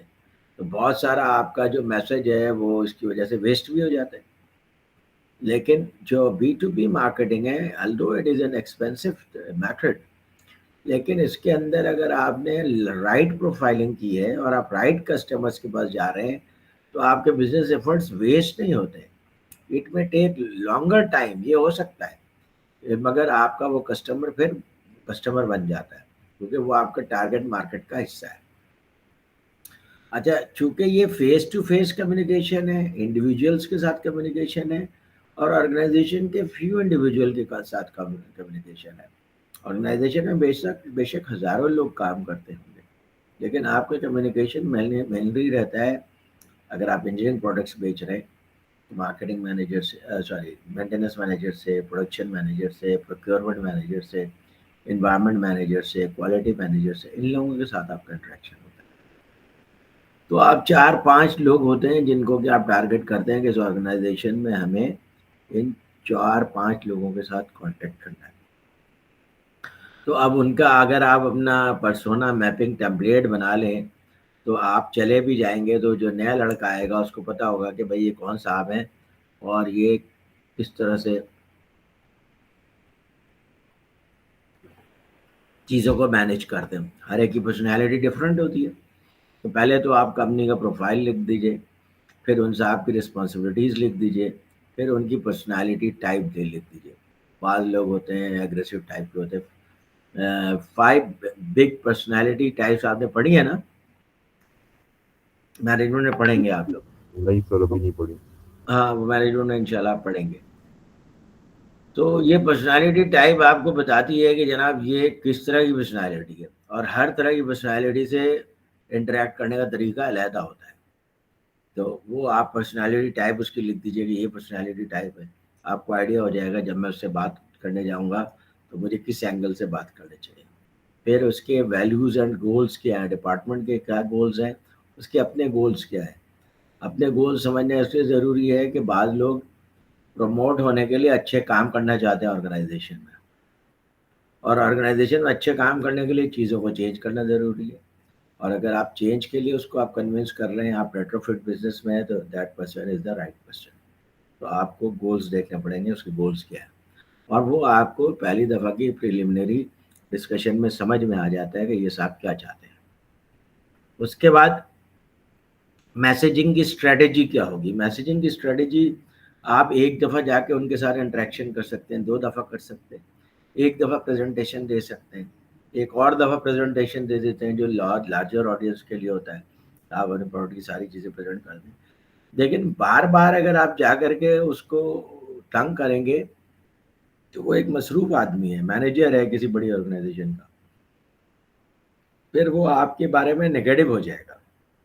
اس لیے آپ اس سے میسیجنگ اسٹریٹجی بنائیں. اور یہ بھی ہے کہ جب بہت عرصے کے لیے آج تک آپ اس سے نہیں ملے ہیں تب بھی اس کو اچھا نہیں لگے گا, یار یہ تو آدمی آتا ہے سیل کر کے غائب ہو جاتا ہے. تو آپ کو اس کے لیے میسیجنگ اسٹریٹجی بنانی پڑے گی کہ میں کبھی اس کو ای میل کروں گا, کبھی میں اس کو لیٹر لکھوں گا, کبھی میں فون کروں گا, کبھی پرسنل وزٹ کروں گا, اور وہ سب ضرورت کے لحاظ سے ہوگی. اور یہ کس لیول کے اس کو ہمیں انفارمیشن چاہیے. انوائرمنٹ کا اگر مینیجر ہے تو اس سے آپ کو انوائرمنٹ ریلیٹڈ چیزیں بتانی پڑیں گی کہ آپ کے پروڈکٹ میں انوائرمنٹل فرینڈلی کمپوننٹس کتنے ہیں, اس کو ڈسپوز آپ کرنے کا طریقہ آسان ہے, ڈیفیکلٹ ہے, کیا طریقہ ہے. یہ ساری چیزیں اس سے بدلیں گے. مینٹیننس والا اپنے لحاظ سے سوچتا ہے, پروڈکشن والا اپنے لحاظ سے سوچتا ہے. تو آپ کو انڈسٹریل مارکیٹنگ کے اندر پرسنلائزڈ میسیجنگ کرنی ہوتی ہے according to the person and according to his role. پھر اس کے ٹاپ چیلنجز کیا ہیں. مثال کے طور پر مینٹیننس مینیجر ہے تو اس کا ٹاپ چیلنج یہ ہے کہ آرگنائزیشن اس کو مینٹیننس کے لیے ٹائم ہی نہیں دیتی ہے, کیونکہ پروڈکشن فل فلو میں چل رہا ہے, مشینیں ہر وقت ریڈی رہنی چاہیے. جب مشین بریک ڈاؤن کر جاتی ہے تب پھر انجینئر کو بولا جاتا ہے بھائی اس کو صحیح کرو, اب وہ بھی جلدی صحیح کرو. جو دوسری طرح کی آرگنائزیشنز ہوتی ہیں جیسے فرٹیلائزر کمپنی ہے, ریفائنری ہے, وہ سال میں ایک دفعہ 1 مہینے کے لیے اینول مینٹیننس کرتی ہیں. شوگر کو تو بہت بڑا ٹائم مل جاتا ہے اینول مینٹیننس کا, تو وہ پھر اس کے حساب سے پرچیزز کرتے ہیں. تو اس میں آپ کو دیکھنا پڑے گا کہ ان کا ٹاپ چیلنج کیا ہے. شوگر کے لیے ٹاپ چیلنج پروڈکٹ کی اویلیبلٹی نہیں ہے, کیونکہ 8 مہینے وہ کرتے ہیں مینٹیننس, 8 مہینے کا ٹائم ہوتا ہے ان کے پاس. تو آپ اگر ان سے کہیں گے جناب اگر کوئی پروڈکٹ آپ ان کو کنونس کر لیں اور آپ ان سے کہیں گے جناب میں آپ کو امپورٹ کر کے دوں گا, تو ان کو کوئی اتنی پریشانی نہیں ہوگی. انلیس آپ بالکل اکتوبر میں جا کے کوئی چیز سیل کرنے کی کوشش کریں, وہ آپ کو منع کر دے گا, کیونکہ اس کا تو نومبر سے کرشنگ سیزن سے شروع ہو جائے گا. تو بہت ساری جگہوں پہ مینٹیننس ٹائم نہیں ہوتا ہے لوگوں کے پاس, بہت سارے لوگوں جگہوں پہ مینٹیننس کے لیے ایمپل ٹائم ہوتا ہے. تو آپ کو دیکھنا پڑے گا کہ ان کا ٹاپ چیلنج کیا ہے اور اس میں آپ کیسے ان کو ہیلپ کر سکتے ہیں. کیا چیز ہے جو ان کو موٹیویٹ کرتی ہے. کیا آپ ان کو کوئی ایسا پروڈکٹ دے دیں جس کی وجہ سے آرگنائزیشن ان کی واہ واہ ہو جائے, تو یہ چیز ان کو موٹیویٹ کرتی ہے, تو ٹھیک ہے آپ ان کو سپورٹ کریں. یو نیڈ بزنس, اگر کریڈٹ وہ لے کے جانا چاہتے ہیں آرگنائزیشن میں تو اس کو لینے دیجیے. آپ کو تو بزنس چاہیے, اور اس کے بزنس کا کریڈٹ آپ کو اپنی آرگنائزیشن میں مل جائے گا. تو اس آدمی کو آپ کو سمجھنا پڑے گا کہ اس کو کیا چیزیں موٹیویٹ کرتی ہیں اور ہم اسے کیسے ہیلپ کر سکتے ہیں. یہ پرسونا میپنگ ٹیمپلیٹ ہے. بہت سارے طرح کے ٹیمپلیٹ مل جائیں گے, یہ بھی میں نے نیٹ سے ایک ٹیمپلیٹ لیا ہے.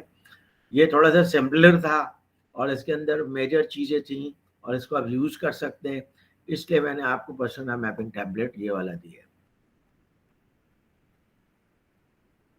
اچھا, اس کو بنانے کی ضرورت کیا ہے. इसको बनाने की ज़रूरत इसलिए है कि फ़र्ज़ कीजिए कि आपको B2B मार्केटिंग में आपकी कंपनी ने 50 ऑर्गेनाइजेशंस दी हैं। अब 50 ऑर्गेनाइजेशंस में ऑन एवरेज आपके पास 7 कॉन्टैक्ट पर्सन है, तो ये 350 पर्सनैलिटीज़ हो गई।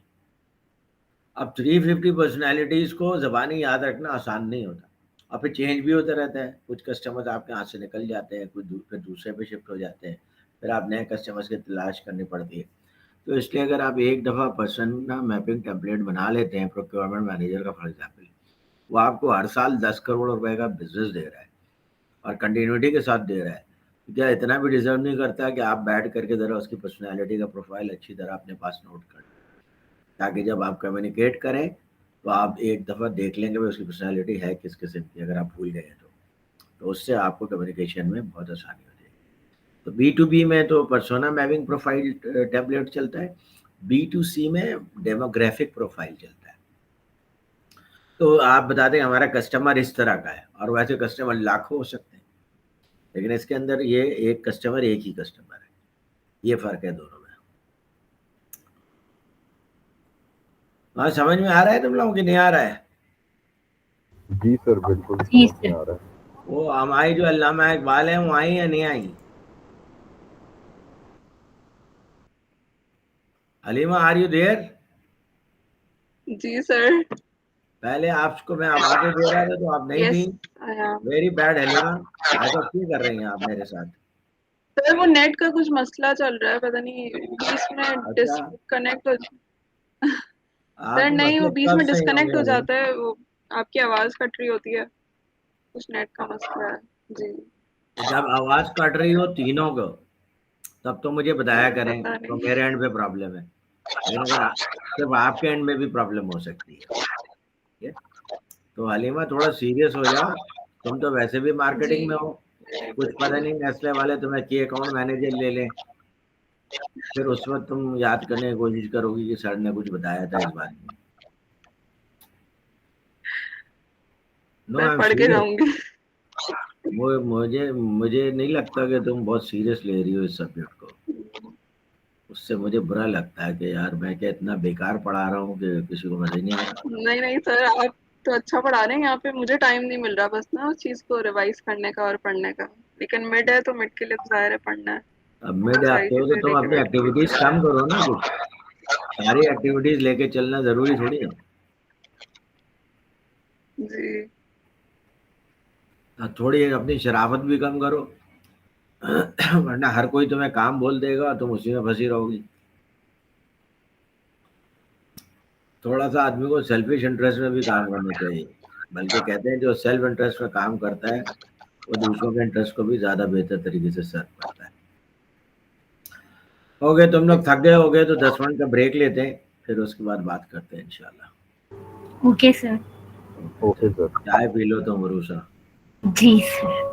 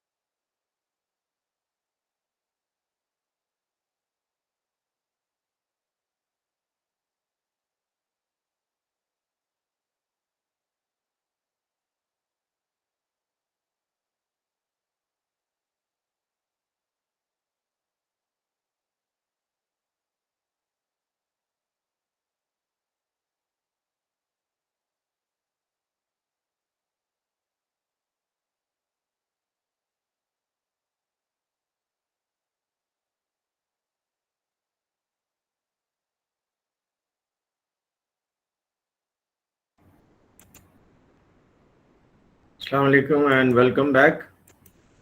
वालेकुम अस्सलाम सर। क्या मैं 2 जगह से लॉग इन हूँ?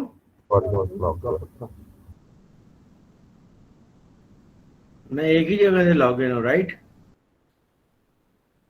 या नहीं? जी सर, एक जगह से लॉग इन है, दूसरी जगह प्रेजेंटेशन चल रही है। अच्छा, एक जगह प्रेजेंटेशन चल रही है इसलिए 2 ये दिखा रहा है। Okay, good. अच्छा जनाब, ये ज़रा सा ये कॉन्सेप्ट थोड़ा सा अपने दिमाग में तुम लोग बैठाओ, इसलिए कि तुम मार्केटिंग के फील्ड में हो तुम लोग। तो B2B मार्केटिंग एक ज़्यादा मोर डिफ़िकल्ट एरिया है compare to B2C marketing. B2C marketing में इसलिए डिफ़िकल्टी नहीं है, उसमें आपके सपोर्ट के लिए एडवर्टाइजिंग एजेंसी होती है, उसमें आपके सपोर्ट के लिए आपके डिस्ट्रीब्यूटर्स होते हैं, आपकी सपोर्ट के लिए और बहुत सारे लोग उस डिपार्टमेंट में काम कर रहे होते हैं, जो आपके साथ मिलकर काम कर रहे होते हैं।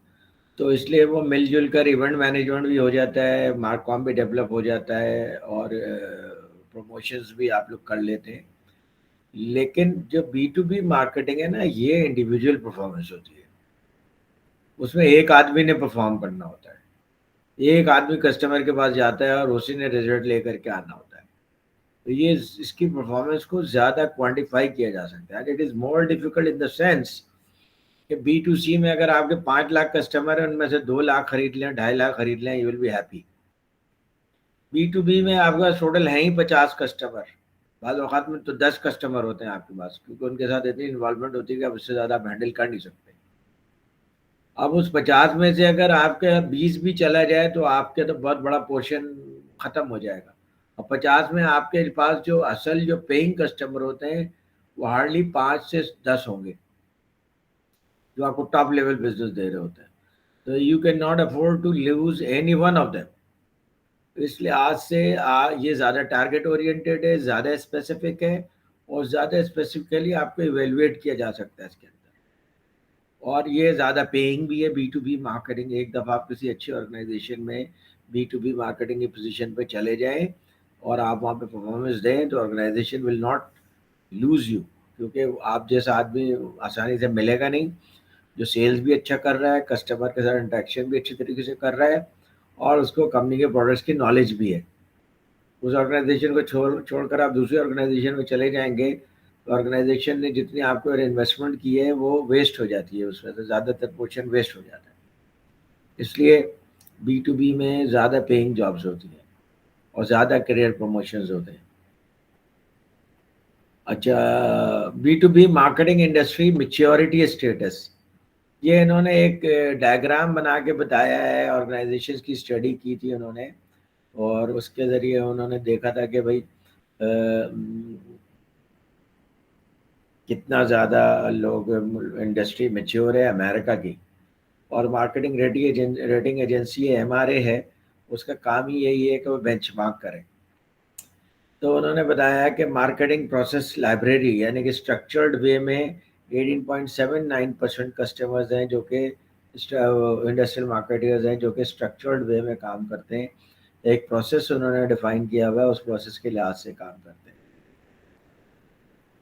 रोल्स एंड रिस्पॉन्सिबिलिटीज बहुत स्पेसिफिकली डिफाइंड है, तो वो 41.36% ऐसे मिले जो कि जहाँ रोल्स ऑफ एंड रिस्पॉन्सिबिलिटीज अच्छी तरीके से डिफाइंड है। और B2B मार्केटिंग में रोल्स एंड रिस्पॉन्सिबिलिटीज आम तौर पे अच्छे तरीके से डिफाइंड होती हैं, इसलिए ये परसेंटेज इतनी ज़्यादा है, क्योंकि आपके रोल पता होता है जनाब आपने ये काम करना है और इन कस्टमर्स के पास जाना है। तो B2B में रोल्स एंड रिस्पॉन्सिबिलिटीज ज़्यादा स्पेसिफिकली डिफाइंड होती है। अच्छा, मार्केटिंग डेटानेस यानी कि उनके मार्केटिंग डेटा कितना यूज़ करते हैं, तो marketing data is very very important in B2B marketing.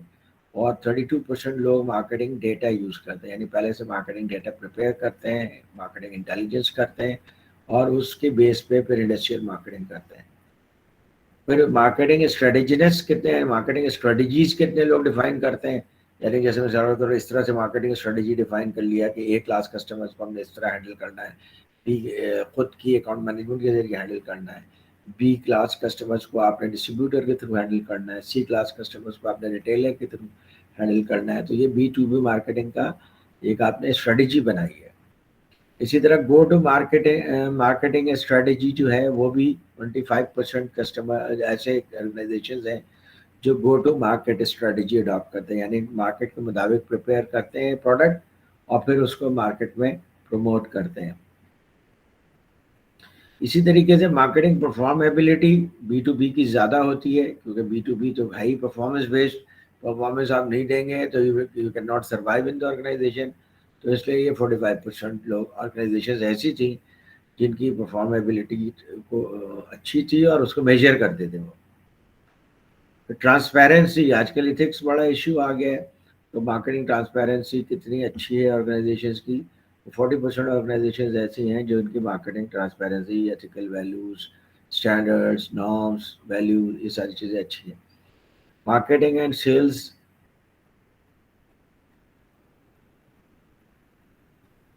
Augment है, alignment, marketing and sales alignment, चश्मा लगाने की जरूरत पड़ रही है आजकल। Marketing and sales alignment, sales और मार्केटिंग एक दूसरे के लिए काम करते हैं लेकिन सेपरेट फंक्शंस हैं। अब मार्केटिंग डिपार्टमेंट कोलेटरल बना रहा है, स्ट्रेटजीज बना रहा है, सेल्स वाले उसको अडॉप्ट कर रहे हैं, उसके मुताबिक काम कर रहे हैं, तो मार्केटिंग और सेल्स में अलाइनमेंट है। और अगर मार्केटिंग और सेल्स अपनी अपनी डायरेक्शन में काम कर रहे हैं तो फिर वो मिस अलाइंड है। मार्केटिंग एंड सेल्स अलाइंड होंगे तो of course result will be better. तो you will be surprise to know कि ओनली 26% ऑफ द ऑर्गेनाइजेशंस हैं जिनकी मार्केटिंग और सेल्स में अलाइनमेंट है। फिर मार्केटिंग परफॉर्मेंस 36.78% ऐसे हैं जिनकी मार्केटिंग परफॉर्मेंस अच्छी है। और मार्केटिंग स्कोरिंग इंडस्ट्री बेंचमार्क जो है वो उन्होंने 33.58% कस्टमर्स ने उनको रिस्पॉन्ड किया। तो ये सब परसेंटेज मिला करके 100 नहीं बनेगा, 100 से बहुत ज़्यादा बन जाएगा, क्योंकि कोई कस्टमर मार्केटिंग परफॉर्मेंस में भी अच्छा हो सकता है, मार्केटिंग प्रोसेस लाइब्रेरी में भी अच्छा हो सकता है। तो परसेंटेज कवरेज में दोनों जगह पे आ गया, तो इसलिए इन परसेंटेजेस को आप ऐड नहीं करें। और यहाँ पे उन्होंने परसेंटेजेस को ऐड करके बताया है कि जनाब ये जो जहाँ से ये शुरू कर रहे हैं इस वेब को, ये तकरीबन 20% है, फिर 40% है, 60%, 80%, 100% कस्टमर्स। तो यू कैन सी कि अमेरिकन ऑर्गेनाइजेशंस के अंदर इतना बड़ा गैप मौजूद है, यानी वेब का सिर्फ सेंट्रल पार्ट कवर्ड है, 100% पे तो कोई भी नहीं है। तो कितना रूम है इम्प्रूवमेंट का वहाँ पे। तो आप ये भी समझ सकते हैं कि अगर वहाँ पे इतना रूम फॉर इम्प्रूवमेंट है तो पाकिस्तान में कोई इंडस्ट्रियल मार्केटिंग की इंडस्ट्री काम कर रही है, उनमें कितना रूम फॉर इम्प्रूवमेंट होगा। और जिस जगह भी आप जाएं वहाँ पे जितना रूम फॉर इम्प्रूवमेंट होगा और जितना आप उसके ऊपर काम करेंगे उतना ज़्यादा आप ऑर्गेनाइजेशन के लिए वैल्यूएबल बन जाते हैं और अकॉर्डिंगली पे प्रमोट होते हैं। तो ये आप एक मार्केटिंग इंडस्ट्री मैच्योरिटी स्टेटस अपने ऑर्गेनाइजेशन के लिए बना सकते हैं इस तरह का वेब बना करके, और फिर आप सोच सकते हैं कि भाई हमें फर्दर कैसे ट्रैवल करना है। अगर मार्केटिंग और सेल्स में अलाइनमेंट नहीं है, यू फाउंड आउट कि marketing and sales are misaligned and they seldom communicate with each other. तो ये एक एरिया है जिसमें आप बहुत आसानी से काम कर सकते हैं, अच्छे तरीके से काम कर सकते हैं। उसके लिए आपको दोनों को बैठाना पड़ेगा और बताना पड़ेगा भाई you need to work together for the betterment of the organisation. और उसके लिए प्रोसेसेस डेवलप करने पड़ेंगे, बेंचमार्क डेवलप करने पड़ेंगे, KPIs डेवलप करने पड़ेंगे, ताकि उन्हें भी पता हो कि they will be measured for their performance, के अलाइनमेंट कर रहे हैं या नहीं कर रहे हैं। दूसरा इंडेक्स जो है that is called marketing structure index. कि मार्केटिंग स्ट्रक्चर इंडेक्स क्या होता है? मार्केटिंग स्ट्रक्चर इंडेक्स का जो पहला है वो ट्रांजैक्शनल होता है, यानी आप ये देखें कि ऑर्गेनाइजेशन मार्केटिंग स्ट्रक्चर में कहाँ पे खड़ी है। तो सबसे पहली जो चीज़ होती है वो होती है ट्रांजैक्शन। ऑर्गेनाइजेशन दूसरे ऑर्गेनाइजेशन आपको कोटेशन के लिए आइटम्स भेजते हैं, आप उनको कोट कर देते हैं, कोट करने के बाद आपको परचेज ऑर्डर आ जाता है, कभी कभी परचेज ऑर्डर नहीं आता है। तो ये टोटली ट्रांजैक्शन बेस्ड है, इसके अंदर कोई भी इतनी ज़्यादा ह्यूमन इंटरेक्शन के इन्वॉल्वमेंट नहीं है। फिर जब आपके प्राइसेस सही होती हैं, प्रोडक्ट सही होता है, तो आपको रिपीटेड ट्रांजैक्शन मिलती रहती है। जैसे बहुत सारे जैसे यहाँ पे पाकिस्तान में बैठे हुए हैं एजेंट जो OEM के पर काम करते हैं, यानी उनके पास OEM के प्रोडक्ट्स हैं, तो उनको ज़्यादा मेहनत करने की ज़रूरत नहीं है क्योंकि उनकी रिपीटेड ट्रांजैक्शन होती रहती हैं। वो इंजीनियर निकालता है वो प्रोडक्ट, वो देखता है कि जनाब OEM ये है, वो उसको ऑर्डर कर देता है, उससे प्राइस पूछता है, ऑर्डर कर देता है। तो ये रिपीटेड ट्रांजैक्शन हो जाती है। फिर रिपीटेड ट्रांजैक्शन से आप लॉन्ग टर्म रिलेशनशिप में भी जाते हैं। लॉन्ग टर्म रिलेशनशिप का मतलब ये हुआ कि आप उसके साथ लॉन्ग टर्म एग्रीमेंट साइन करते हैं, सर्विस लेवल एग्रीमेंट साइन करते हैं, प्रोडक्ट में प्राइस फ्रीज देते हैं और क्वांटिटी डिस्काउंट देते हैं और उनको अच्छी सर्विसेज देते हैं, जिसकी वजह से आपके और कस्टमर के दरमियान एक लॉन्ग टर्म रिलेशनशिप बन जाता है। तो पाकिस्तान में जो अच्छी इंडस्ट्रियल मार्केटिंग ऑर्गेनाइजेशन है वो बेसिकली लॉन्ग टर्म रिलेशनशिप तक पहुँच गई है। फिर एक और स्टेज आती है जब बायर और सेलर आपस में पार्टनरशिप कर ले। बायर और सेलर आपस में कैसे पार्टनरशिप कर लेते हैं, सप्लायर और बायर का पार्टनरशिप कैसे होगा, जैसे ऑटोमोटिव इंडस्ट्री में होता है। ऑटोमोटिव इंडस्ट्री के बेसिकली जो उनके वेंडर्स हैं वो उनके पार्टनर्स हैं, they work very closely with them और वो उनको टेक्निकल अपग्रेड भी देते हैं, ट्रेनिंग्स भी देते हैं और उनके जो प्रोडक्शन है उसमें भी हेल्प करते हैं। तो एक तरह से उनके दरमियान एक पार्टनरशिप बन जाती है। वो पार्टनरशिप जब फॉर्मल शेप ले लेती है तो ये स्ट्रेटेजिक अलायंस कहलाता है। जो आपके बहुत अच्छे वेंडर्स होते हैं उसके साथ आप स्ट्रेटेजिक अलायंस कर लेते हैं।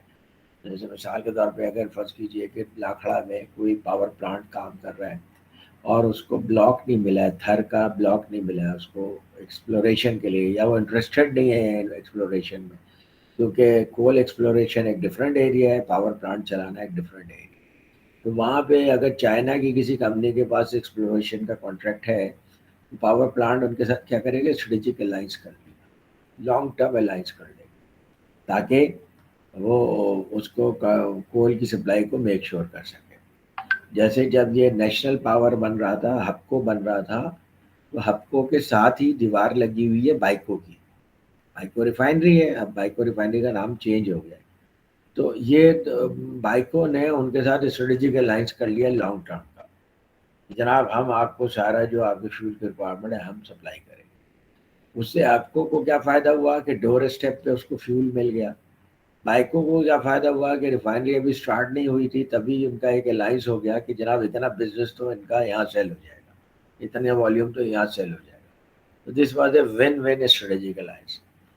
फिर नेटवर्क ऑर्गेनाइजेशंस होती हैं, वो बेसिकली दूसरे ऑर्गेनाइजेशन के साथ एक नेटवर्क बना लेती हैं और फुली कॉम्प्रिहेंसिवली सपोर्ट प्रोवाइड करती हैं। जैसे जनरल इलेक्ट्रिक टरबाइन प्रोवाइड करता है, तो टरबाइन प्रोवाइड करता है तो ऑल ओवर द वर्ल्ड जितने भी गैस टरबाइंस हैं या स्टीम टरबाइंस हैं वो प्रोवाइड करता है।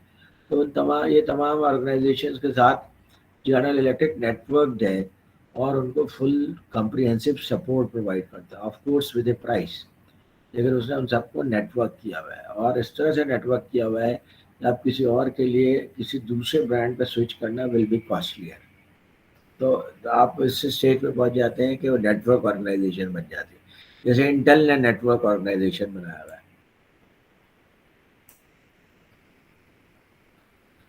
अच्छा, मार्केटिंग रेलेवेंस इंडेक्स, ये मैं आप लोगों को एक स्टोरी की शक्ल में हमेशा अक्सर बताया करता हूँ स्टूडेंट्स को, तो इसमें मैंने अभी एक स्लाइड भी ऐड कर दी है।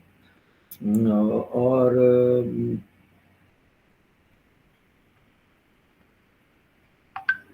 जब शुरू में इंडस्ट्रियल रेवोल्यूशन आया था तो इंडस्ट्रियल रेवोल्यूशन में ये हुआ कि इंडस्ट्रीज कम थी, प्रोडक्शन फुल टाइम होती थी, 24 घंटे पर इंडस्ट्री चलती थी, फिर भी जो डिमांड होती थी वो पूरी नहीं होती थी।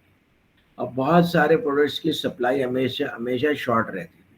प्रोडक्ट अभी बनता भी नहीं था कि कस्टमर पेमेंट कर देते थे कि जैसे प्रोडक्ट बन जाए हमें सप्लाई कर देना। कोई प्रोडक्ट 6 महीने में सप्लाई हो रही है, कोई प्रोडक्ट 5 साल में सप्लाई हो रही है और people used to wait for that. तो ये बेसिकली ग्रोथ का एरा था। उसके अंदर जो है वो ज़्यादा जो है वो मास मार्केट को टारगेट किया गया। मास प्रोडक्शन होते थे, वॉल्यूम की प्रोडक्शन होती थी, एक ही तरह के प्रोडक्ट्स प्रोड्यूस होते थे। शर्ट बन रही है तो वाइट कलर की शर्ट बनती चली जा रही, कार बन रहा है तो ब्लैक कलर के गाड़ी बनाते चले जा रहे हैं, कोई चेंज नहीं ला रहे, बिकॉज उनको किसी चीज़ की ज़रूरत नहीं थी चेंज करने की। What ever they were making it was sold. तो इसलिए वो मास मार्केट कह रहा था। मास मार्केट के बाद में थोड़ा सा जब और कॉम्पिटिटर्स आ गए तो कस्टमर्स के सेगमेंट्स बन गए। जनाब इस सेगमेंट को ये वाला ऑटोमोटिव एड्रेस करेगा, इस सेगमेंट को ये वाला एड्रेस करेगा, तो डिफरेंट सेगमेंट्स बन गए। अब तो ऑटोमोटिव में बहुत ही रिफाइंड सेगमेंट्स बन गए हैं। कुछ लोग हैं जो स्पोर्ट्स कार चाहते हैं, कुछ लोग फ्यूल एफिशिएंट कार चाहते हैं, कुछ लोग हाइब्रिड कार चाहते हैं, कुछ लोग छोटी गाड़ी चाहते हैं, कुछ लोग बड़ी गाड़ी चाहते हैं, कुछ लोग बहुत ही प्रीमियम इमेज की गाड़ी चाहते हैं जैसा कि रोल्स रॉयस है, और कुछ लोग जो है वो चाहते हैं कि एक सिंपल कार हो जिसको मैं रिलायबली, जिससे मैं ट्रैवल कर सकूं। इसके अंदर इतने सेगमेंट्स हो चुके हैं, इसके अंदर फर्दर सेगमेंट्स की कोई इतनी गुंजाइश बची नहीं थी। यही वजह है कि एलॉन मस्क जो आया तो वो इस किसी एक सेगमेंट में नहीं घुसा, बल्कि उसने rules of the game change कर दिया, और उसने कहा कि बाकी सब तुम लोग आईसी इंजन वाली गाड़ी बना रहे हो, मैं इलेक्ट्रिक कार लेकर के आता हूँ, बैटरी ऑपरेटेड कार लेकर। तो उसने एक नया सेगमेंट इंट्रोड्यूस करा दिया, और उसकी वजह से एलॉन मस्क 45-50 बिलियन डॉलर के रेवेन्यू पे आ गया, उसकी जो ऑटोमोटिव कंपनी है। फिर जो कस्टमर थे वो बेसिकली जो आप देखें तो सेगमेंट के बाद जो एरा आया वो कस्टमर का एरा आया कि आप कस्टमर के हिसाब से टेलर मेड प्रोडक्ट बनाना शुरू कर दिया आपने। पहले तो पूरा कस्टमर का सेगमेंट होता था, फिर कस्टमर के लिहाज से पूरा आपने टेलर मेड प्रोडक्ट्स बनाना शुरू कर दिए, और उसमें मास कस्टमाइजेशन भी आया है। यहाँ पे मास कस्टमाइजेशन कैसे आया कि जनाब आप देखें कि शर्ट्स हैं इतने डिफरेंट डिज़ाइन और कलर्स में अवेलेबल हैं, वो ज़ाहिर है एक एक दो दो की तादाद में तो नहीं बनते, वो भी हज़ारों लाखों की तादाद में बनते हैं, तो वो भी मास स्केल पे बनते हैं, लेकिन वैरायटी के साथ बनते हैं। वो मास कस्टमाइजेशन का एरा था। फिर कस्टमर लॉयल्टी का एरा है, जो अभी का एरा है बेसिकली कस्टमर लॉयल्टी का एरा है। तो कस्टमर लॉयल रहे नहीं, तो कस्टमर के रिटेंशन के लिए आपको एक्स्ट्रा एफर्ट्स करने पड़ते हैं। जैसे आप कस्टमर को रिटेन करने के लिए उनको कुछ प्रिविलेजेस दे देते हैं, क्रेडिट कार्ड पर डिस्काउंट दे देते हैं, तो ये कस्टमर, इस तरह से आप कस्टमर लॉयल्टी को मेंटेन करते हैं।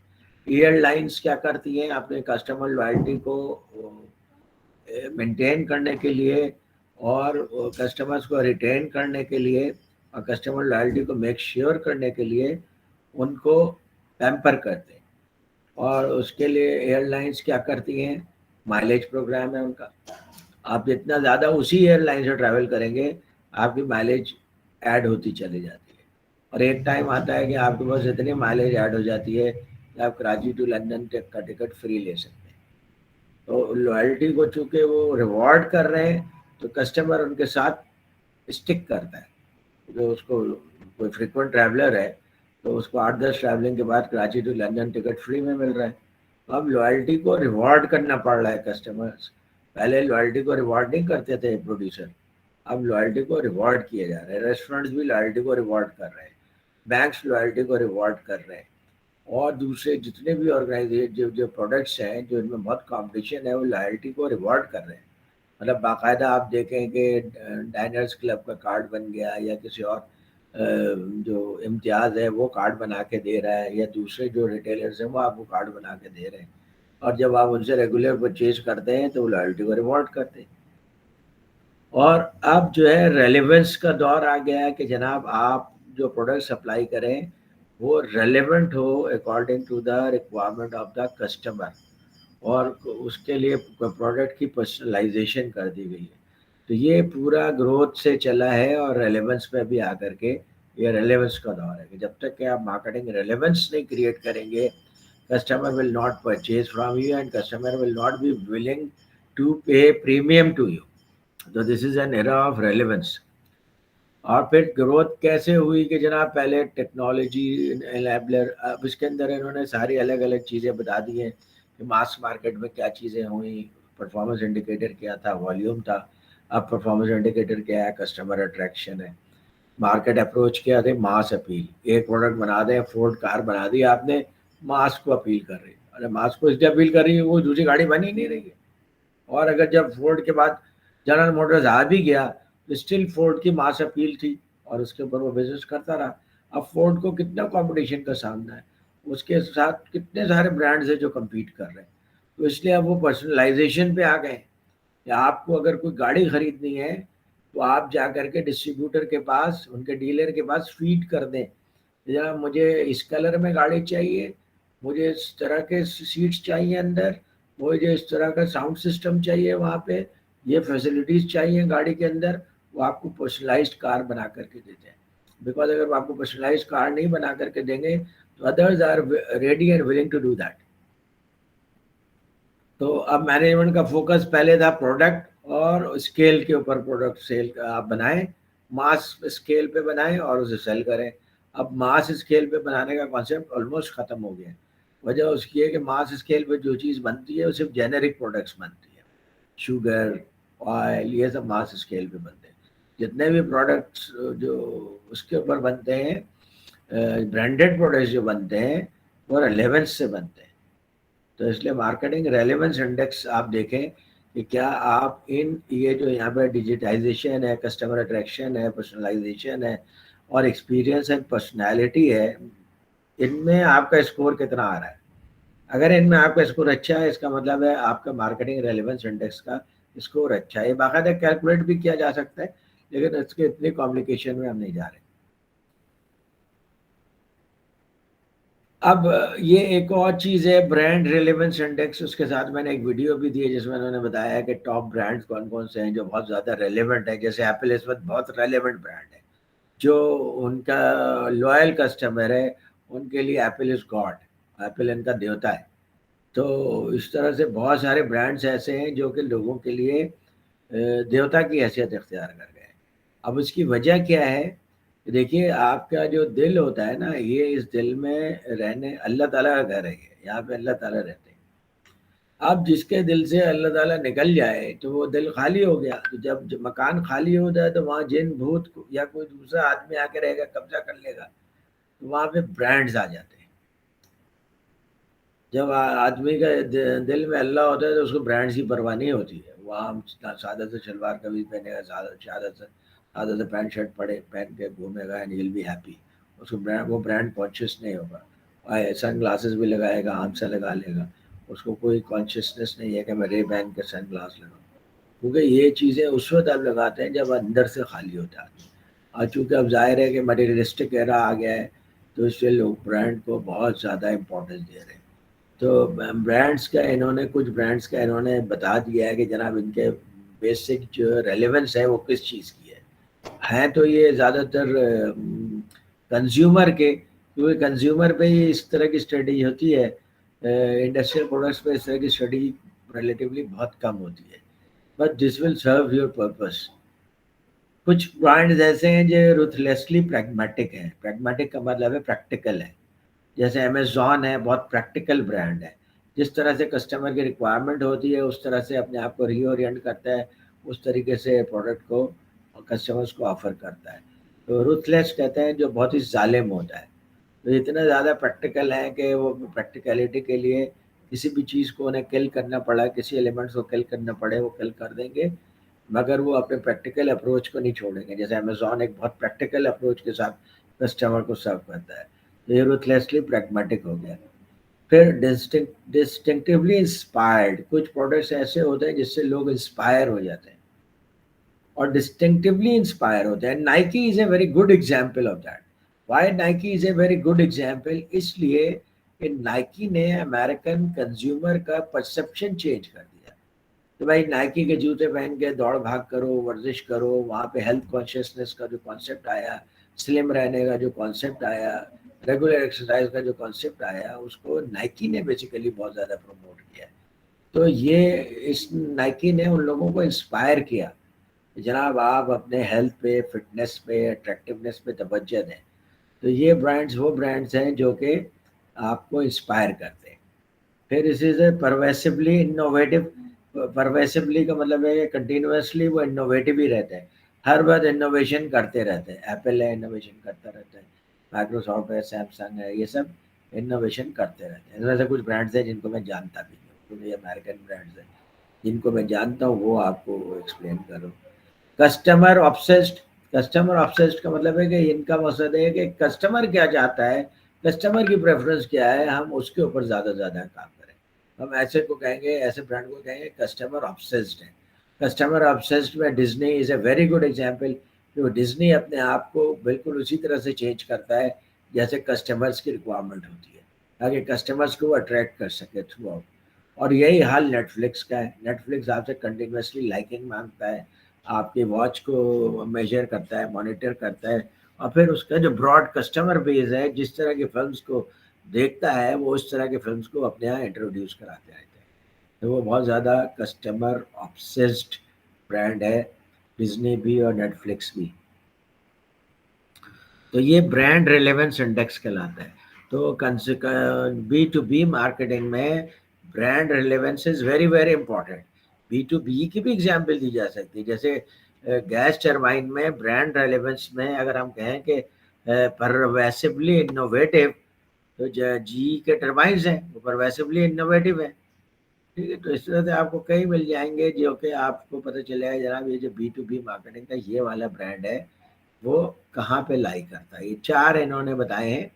आप किसी भी ब्रांड के लिए काम करेंगे तो इन 4 में से किसी एक जगह पे आप मोस्टली एग्जिस्ट कर रहे होंगे।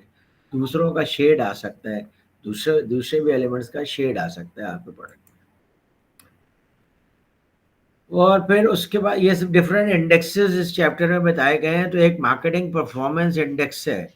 मार्केटिंग परफॉर्मेंस इंडेक्स इसलिए इम्पोर्टेंट है कि अगर आप एज ए मैनेजर काम कर रहे हैं तो आप तो परफॉर्मेंस के लिए रिस्पॉन्सिबल है ना, तो उसके लिए आप मैट्रिक्स डिफाइन करेंगे। मैट्रिक्स किसको कहते हैं? मेजरमेंट को कहते हैं, कि आप मेजरमेंट कर सकें, आपका जो इंडिविजुअल सेल्स पर्सन है उसकी परफॉर्मेंस को मेजर कर सकें, कस्टमर के साथ जो बिजनेस चल रहा है उसकी प्रॉफिटेबिलिटी को मेजर कर सकें, जो प्राइसिंग आप मार्केट में ऑफर कर रहे हैं उसके आप मेजर कर सकें कि वो प्राइसिंग आपको एडिक्वेट मार्जिन दे रहा है या नहीं दे रहा है, प्रमोशन आपकी एफिशिएंट है या नहीं है, ब्रांड आपकी जो है मार्केट के अंदर अट्रैक्टिव है या नहीं है। ये सब चीज़ों को जो आप मेजर करते हैं ये मार्केटिंग परफॉर्मेंस इंडेक्स कहलाता है। यानी अगर तुम कहीं पे जा करके की अकाउंट मैनेजर अपॉइंट होते हो और तुम्हें उसके लिए अपने ऑर्गेनाइजेशन के जो आपके सबऑर्डिनेट्स हैं, जो लोग काम कर रहे हैं, उनको आपने इवेल्युएट करना है, क्योंकि मैनेजर का काम होता है इवेल्युएशन, और इवेल्युएट करके परफॉर्मेंस इवेल्युएट करके वो रिवॉर्ड करता है या रेप्रीमांड करता है। तो इसलिए इवेल्युएशन के लिए आजकल हर जगह पे क्या होता है, मैनेजमेंट बाय ऑब्जेक्टिव्स है। ये ऑब्जेक्टिव दे करके लोगों को मैनेज किया जाता है, उसके लिए KPIs डिफाइन किए जाते हैं, मैट्रिक्स डिफाइन किए जाते हैं। यहाँ पे मार्केटिंग का एक अच्छा मैट्रिक्स बना दिया गया है और आप चाहें तो अपने ऑर्गेनाइजेशन में उसको यूज कर सकते हैं। कस्टमर मैट्रिक्स में एक होता है net promoter score. Net promoter score को थोड़ा सा डिफाइन करना थोड़ा सा डिफिकल्ट होता है, लेकिन उसका तरीका ये होता है कि आप ये देखें कि कस्टमर का टोटल परसेंटेज जो है, टोटल जो पोटेंशियल है कस्टमर मैपिंग के जरिए जो आपने कैलकुलेट किया है, वो फॉर एग्जांपल 10 करोड़ रुपए है और आप उससे 5 करोड़ का साल का बिजनेस कर रहे हैं, तो आपका नेट प्रोमोटर स्कोर 50% कहलाएगा। फिर जो दूसरा इंपॉर्टेंट मेजर होता है customer life time value. Customer life time value का ये मतलब है कि आज आपने इसने बिजनेस स्टार्ट किया है इसके साथ, अब आप ये एक्सपेक्ट कर रहे हैं अगले 15 साल तक इससे आप बिजनेस कर सकते हैं। तो 15 साल तक आप इससे कितना रेवेन्यू जनरेट कर सकते हैं। जाहिर है कि आपने आज कम जनरेट किया है, अगले साल उससे ज़्यादा करेंगे, उसके बाद उससे ज़्यादा करेंगे, वो कस्टमर की लाइफ टाइम वैल्यू कहलाती है। और कस्टमर की लाइफ टाइम वैल्यू या प्रॉफिटेबिलिटी ज़्यादा है तो आप उसको ज़्यादा रिवॉर्ड करें, उसके ऊपर ज़्यादा टाइम दें। तो जब तक कि आप कस्टमर के लाइफ टाइम वैल्यू नहीं क्रिएट करेंगे और आपके सेल्स के लोग अंडरस्टैंड नहीं करेंगे, आप उसके ऊपर बहुत ज़्यादा फोकस नहीं कर सकते। जैसे मिसाल के तौर पे आपका कोई सेल्स पर्सन मिसाल के तौर पे किसी वीट प्लांट पे सेल करके आ गया प्रोडक्ट, आपका कोई प्रीमियम प्रोडक्ट, बड़ी अच्छी बात है, वहाँ पे आटा पीसते हैं, पूरा मशीनें लगी हुई हैं, लेकिन वो कोई लाइफ टाइम कस्टमर आपका नहीं है। वो इस दफ़ा ख़रीद लिया है लेकिन ज़रूर थोड़ी कि अगली दफ़ा ख़रीदेगा। तो इसलिए लाइफ टाइम कस्टमर तो आपके वो कस्टमर्स होते हैं जो कि रेगुलरली आपसे परचेज करते रहेंगे। फिर कस्टमर सेटिस्फेक्शन इंडेक्स, इसका आपको कंटिन्यूटी के साथ सर्वे करना चाहिए। इसके आपको 4-5 पॉइंट्स बना लेने चाहिए कि प्राइस से कस्टमर कन्विंस है, प्रोडक्ट की क्वालिटी से कन्विंस है, आपके सर्विसेज से कन्विंस्ड है। वो 4-5 पॉइंट्स बना लीजिए, उसका आप सर्वे कर लें, अपने कस्टमर्स को क्वेश्चन भेज दें। क्विक से क्वेश्चन होना चाहिए, 50 क्वेश्चन नहीं होने चाहिए, उसमें 5-6 क्वेश्चन होना चाहिए। इसका जवाब वो परसेंटेज में दे दे, यस नो में दे दे, तो आपके पास डेटा आ जाएगा कि आपका कस्टमर जो है आपके साथ सेटिस्फाइड है या नहीं। फिर कस्टमर प्रॉफिटेबिलिटी, बाज़ कस्टमर बहुत हाई वॉल्यूम आपसे परचेज करते हैं, प्रॉफिटेबिलिटी नहीं होती, बहुत कम होती है। यू नीड टू चेक कि कौन सा कस्टमर आपको ज़्यादा प्रॉफिटेबिलिटी दे रहा है। फिर कस्टमर रिटेंशन रेट, आपका सेल्स का आदमी आज जाके कस्टमर को सेल करता है, अगले साल उसे लूज कर देता है, हम कहेंगे कस्टमर चर्न आउट रेट बहुत ज़्यादा है, यानी कस्टमर आपके पास आता है और निकल जाता है आपके हाथ से। तो आपने न सिर्फ कस्टमर को रिटेन करना है बल्कि कस्टमर चर्न आउट रेट को भी लो रखना है। कस्टमर आपके पास आने के बाद से जाए ना, अगर गया है तो कहीं पे कोई इशू है which you need to address. फिर कस्टमर लॉयल्टी इंडेक्स, क्या कस्टमर आपके साथ कितना लॉयल है, कितने अरसे से काम कर रहा है, ज़्यादा लॉयल है तो आप उसको ज़्यादा फैसिलिटीज़ दें। फिर सेल्स इफेक्टिवनेस में मार्केट शेयर आ जाता है, रेवेन्यू ग्रोथ आ जाता है, यानी हर साल आप कितना रेवेन्यू ग्रो कर रहे हैं, ये आपकी सेल्स इफेक्टिवनेस है। अब बुक टू बिल रेशियो का ये मतलब होता है कि आपको पास कितनी कोटेशंस आती हैं और उसको आप अल्टीमेटली कन्वर्ट, कितनों को आप कन्वर्ट करते हैं बिजनेस के अंदर। मिसाल के तौर पर आपने कोट किया 10 करोड़ रुपए का बिजनेस, उसमें से लेकिन एक्चुअली परचेज ऑर्डर आपने रिसीव किया है 2 करोड़ का, तो आपका बुक टू बिल रेशियो हो गया 20%, यानी आपने 10 करोड़ की कोटेशन दी, उसमें से 8 करोड़ की कोटेशन ज़ाया हो गई, वो कोटेशन में आप विन नहीं कर सके, तो 20% है। 100% तो नहीं हो सकता क्योंकि आपके कॉम्पिटिटर्स भी कोट करते हैं, लेकिन अगर आपका 30-40% है book to bill ratio, is a good ratio. Profit margin is basically net profit क्या है, ग्रॉस मार्जिन क्या है कि आपका प्रोडक्ट की कॉस्ट निकालने के बाद जो पैसे बचते हैं वो आपका ग्रॉस मार्जिन कहलाता है। ग्रॉस मार्जिन से फिर आप अपने सारे एक्सपेंसेस माइनस करते हैं। तो 2 मार्जिन आप खासतौर पर गौर से देखते हैं कि आपका नेट मार्जिन क्या है और ग्रॉस मार्जिन क्या है। इसीलिए मैं तुम लोगों को बार बार कह रहा हूँ कि अकाउंटिंग का अलग से एक दफ़ा कोर्स कर लो तुम लोग सुनते भी कुछ नहीं। फिर ब्रेक इवन कहाँ पे हो रहा है, आपको सेल्स वॉल्यूम में रुपीज़ में देखना पड़ेगा कि हम 3 करोड़ रुपए का सेल करते हैं तो ब्रेक इवन करते हैं, इसका 3 करोड़ से नीचे तो जाने का कोई क्वेश्चन ही नहीं। अब उससे आप कितना ऊपर जाते हैं वहाँ से आपकी प्रॉफिटेबिलिटी शुरू होती है। फिर आप ऐसे प्रोडक्ट में डील कर सकते हैं जिसकी प्राइस इलास्टिसिटी बहुत ज़्यादा हो, ऐसे भी प्रोडक्ट हो सकते हैं जिसकी प्राइस इलास्टिसिटी बहुत कम हो। प्राइस इलास्टिसिटी का मतलब होता है प्राइस सेंसिटिव, जैसे शुगर एक प्राइस सेंसिटिव प्रोडक्ट है। अगर पूरे दुनिया में पूरे तमाम मार्केट में 100 रुपये पर किलो बिक रहा है, आपको 110 रुपये किलो बेचेगा, आप उसे कहेंगे तुमसे नहीं खरीदूंगा, मैं इससे खरीदूंगा, because that is a price elastic market. Industrial marketing में ज़्यादातर प्रोडक्ट्स प्राइस इन इलास्टिक होते हैं, अगर आप उसके प्राइस इंक्रीज भी कर दें तब भी वो सेल होते हैं, प्रोवाइडेड आप अपने कस्टमर को रिटर्न ऑन इन्वेस्टमेंट और वैल्यू बता सकें।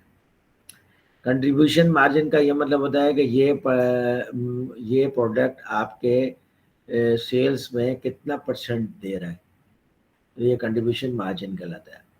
मार्जिन ऑफ सेफ्टी के आपके मार्जिन इतने हैं कि बिल्कुल ही आप लो मार्जिन पे काम कर रहे हैं, आपके सेल्स में 3-4% का मार्जिन है ताकि कभी आपको डिस्काउंट देना पड़े तो आप दे सकें। आपकी जो प्रॉफिटेबिलिटी के मेजर्स हैं वो अकॉर्डिंग टू KPIs रहेंगे, तो ये मार्जिन ऑफ सेफ्टी कहलाते हैं कि आप थोड़ा सा 4-5% बढ़ा करके प्राइस कोट करते हैं, क्योंकि हर एक को शौक होता है डिस्काउंट लेने का इंडस्ट्रियल मार्केटिंग में। वो डिस्काउंट आप देने की पोजीशन में होंगे तो डिस्काउंट दे सकते हैं, इसलिए 100 रुपये की चीज़ को, ये नॉर्मल मार्केट प्रैक्टिस है, 105 रुपये में कोट करते हैं, फिर आप उसको 5% डिस्काउंट दे देते हैं, कस्टमर भी खुश हो जाता है, आप भी खुश रहते हैं। अच्छा, प्रमोशन एफिशिएंसी के आप जिन लोगों के पास जाके प्रमोट कर रहे हैं उनका कन्वर्जन रेट कितना है, यानी वो कन्वर्ट हो रहे हैं आपके कस्टमर के तौर पे या कस्टमर के तौर पे नहीं कन्वर्ट हो रहे हैं। और फिर आपका अगर वेबसाइट है तो उसके ऊपर क्लिक थ्रू रेट क्या है कि कितने कस्टमर हैं जो क्लिक करते हैं तो आपसे ख़रीदते भी हैं, और कितने कस्टमर हैं जो क्लिक करके बाउंस बैक कर जाते हैं। कुछ समझ में आ रहा है या डिफ़िकल्ट है ज़्यादा?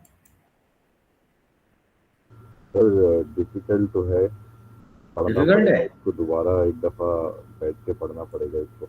मैं तुम्हें ये ऑनेस्टली बता रहा हूँ कि बुक में इससे ज़्यादा डिफ़िकल्ट लिखा हुआ है, इसलिए मैंने कोशिश की है कि तुम लोगों को आसान तरीके से इसको समझाऊँ। लेकिन ये तुम लोगों का ये बहुत इम्पॉर्टेंट चैप्टर है, क्योंकि ये जितने भी एनालिटिक्स वाले चैप्टर होते हैं ना, वो आजकल की ख़ास रिक्वायरमेंट है जॉब करने के लिए। आपको एनालिटिक्स नहीं आती है तो आप मीटिंग में उल्लू की तरह बैठे रहेंगे, कोई समझ में नहीं आएगा तो वो क्या बोल रहे हैं लोग। ठीक है, तो हम ये आखिरी 2 स्लाइड्स आपके लिए अभी छोड़ देते हैं, क्योंकि फिर वो बदहज़मी ना हो जाए। हालांकि कोई ऐसी खास बात नहीं है, मार्केटिंग पोजीशनिंग इंडेक्स तो तुम लोग ब्रांड में कर चुके हो। ये एक सोप का मार्केट पोजीशनिंग इंडेक्स है कि हेल्दी में कौन सा लाई करता है, वैल्यू फॉर मनी में लाइफ बॉय लाई करता है, इसको आप रिकमेंड करेंगे तो डब लाई करता है रिकमेंडेशन वाले में। तो ये एक बेसिकली मार्केटिंग पोजीशनिंग इंडेक्स है। आप मार्केटिंग पोजीशनिंग इंडेक्स कारों की भी बना सकते हैं। ठीक है, यहाँ पे जर्म प्रोटेक्शन के बजाय जो है फ्यूल एफिशिएंसी आ जाएगा, हेल्दी की बजाय लुक आ जाएगा कि गाड़ी कितनी अट्रैक्टिव है। तो आप गाड़ी एक कार की भी मार्केटिंग पोजीशनिंग इंडेक्स बना सकते हैं। अच्छा, जब मार्केटिंग पोजीशनिंग इंडेक्स का मतलब ये है कि आप किस लेवल पे काम कर रहे हैं, बिल्कुल लोकल लेवल पे काम कर रहे हैं या ग्लोबल लेवल पे काम कर रहे हैं, और आपके जो टॉप एग्जीक्यूटिव्स हैं उसके अंदर इन्वॉल्व हैं या नहीं है। ये हो गया आपका मार्केटिंग पोजीशनिंग इंडेक्स। साथ ही चैप्टर ख़त्म हो गया। अगर इसको तुम लोगों को थोड़ा बहुत रिवाइज करने की ज़रूरत है तो मुझे बता देना, तो बीच में मैं किसी दिन 1 घंटे की क्लास ले लूँगा तुम लोग एग्ज़ाम से पहले। ओके, और क्या खिदमत कर सकता हूँ मैं आप लोगों मैं की, उसको बताइए। गो थ्रू करता हूँ, फिर अगर कोई क्यूरी हुई तो मैं आपसे डिस्कस कर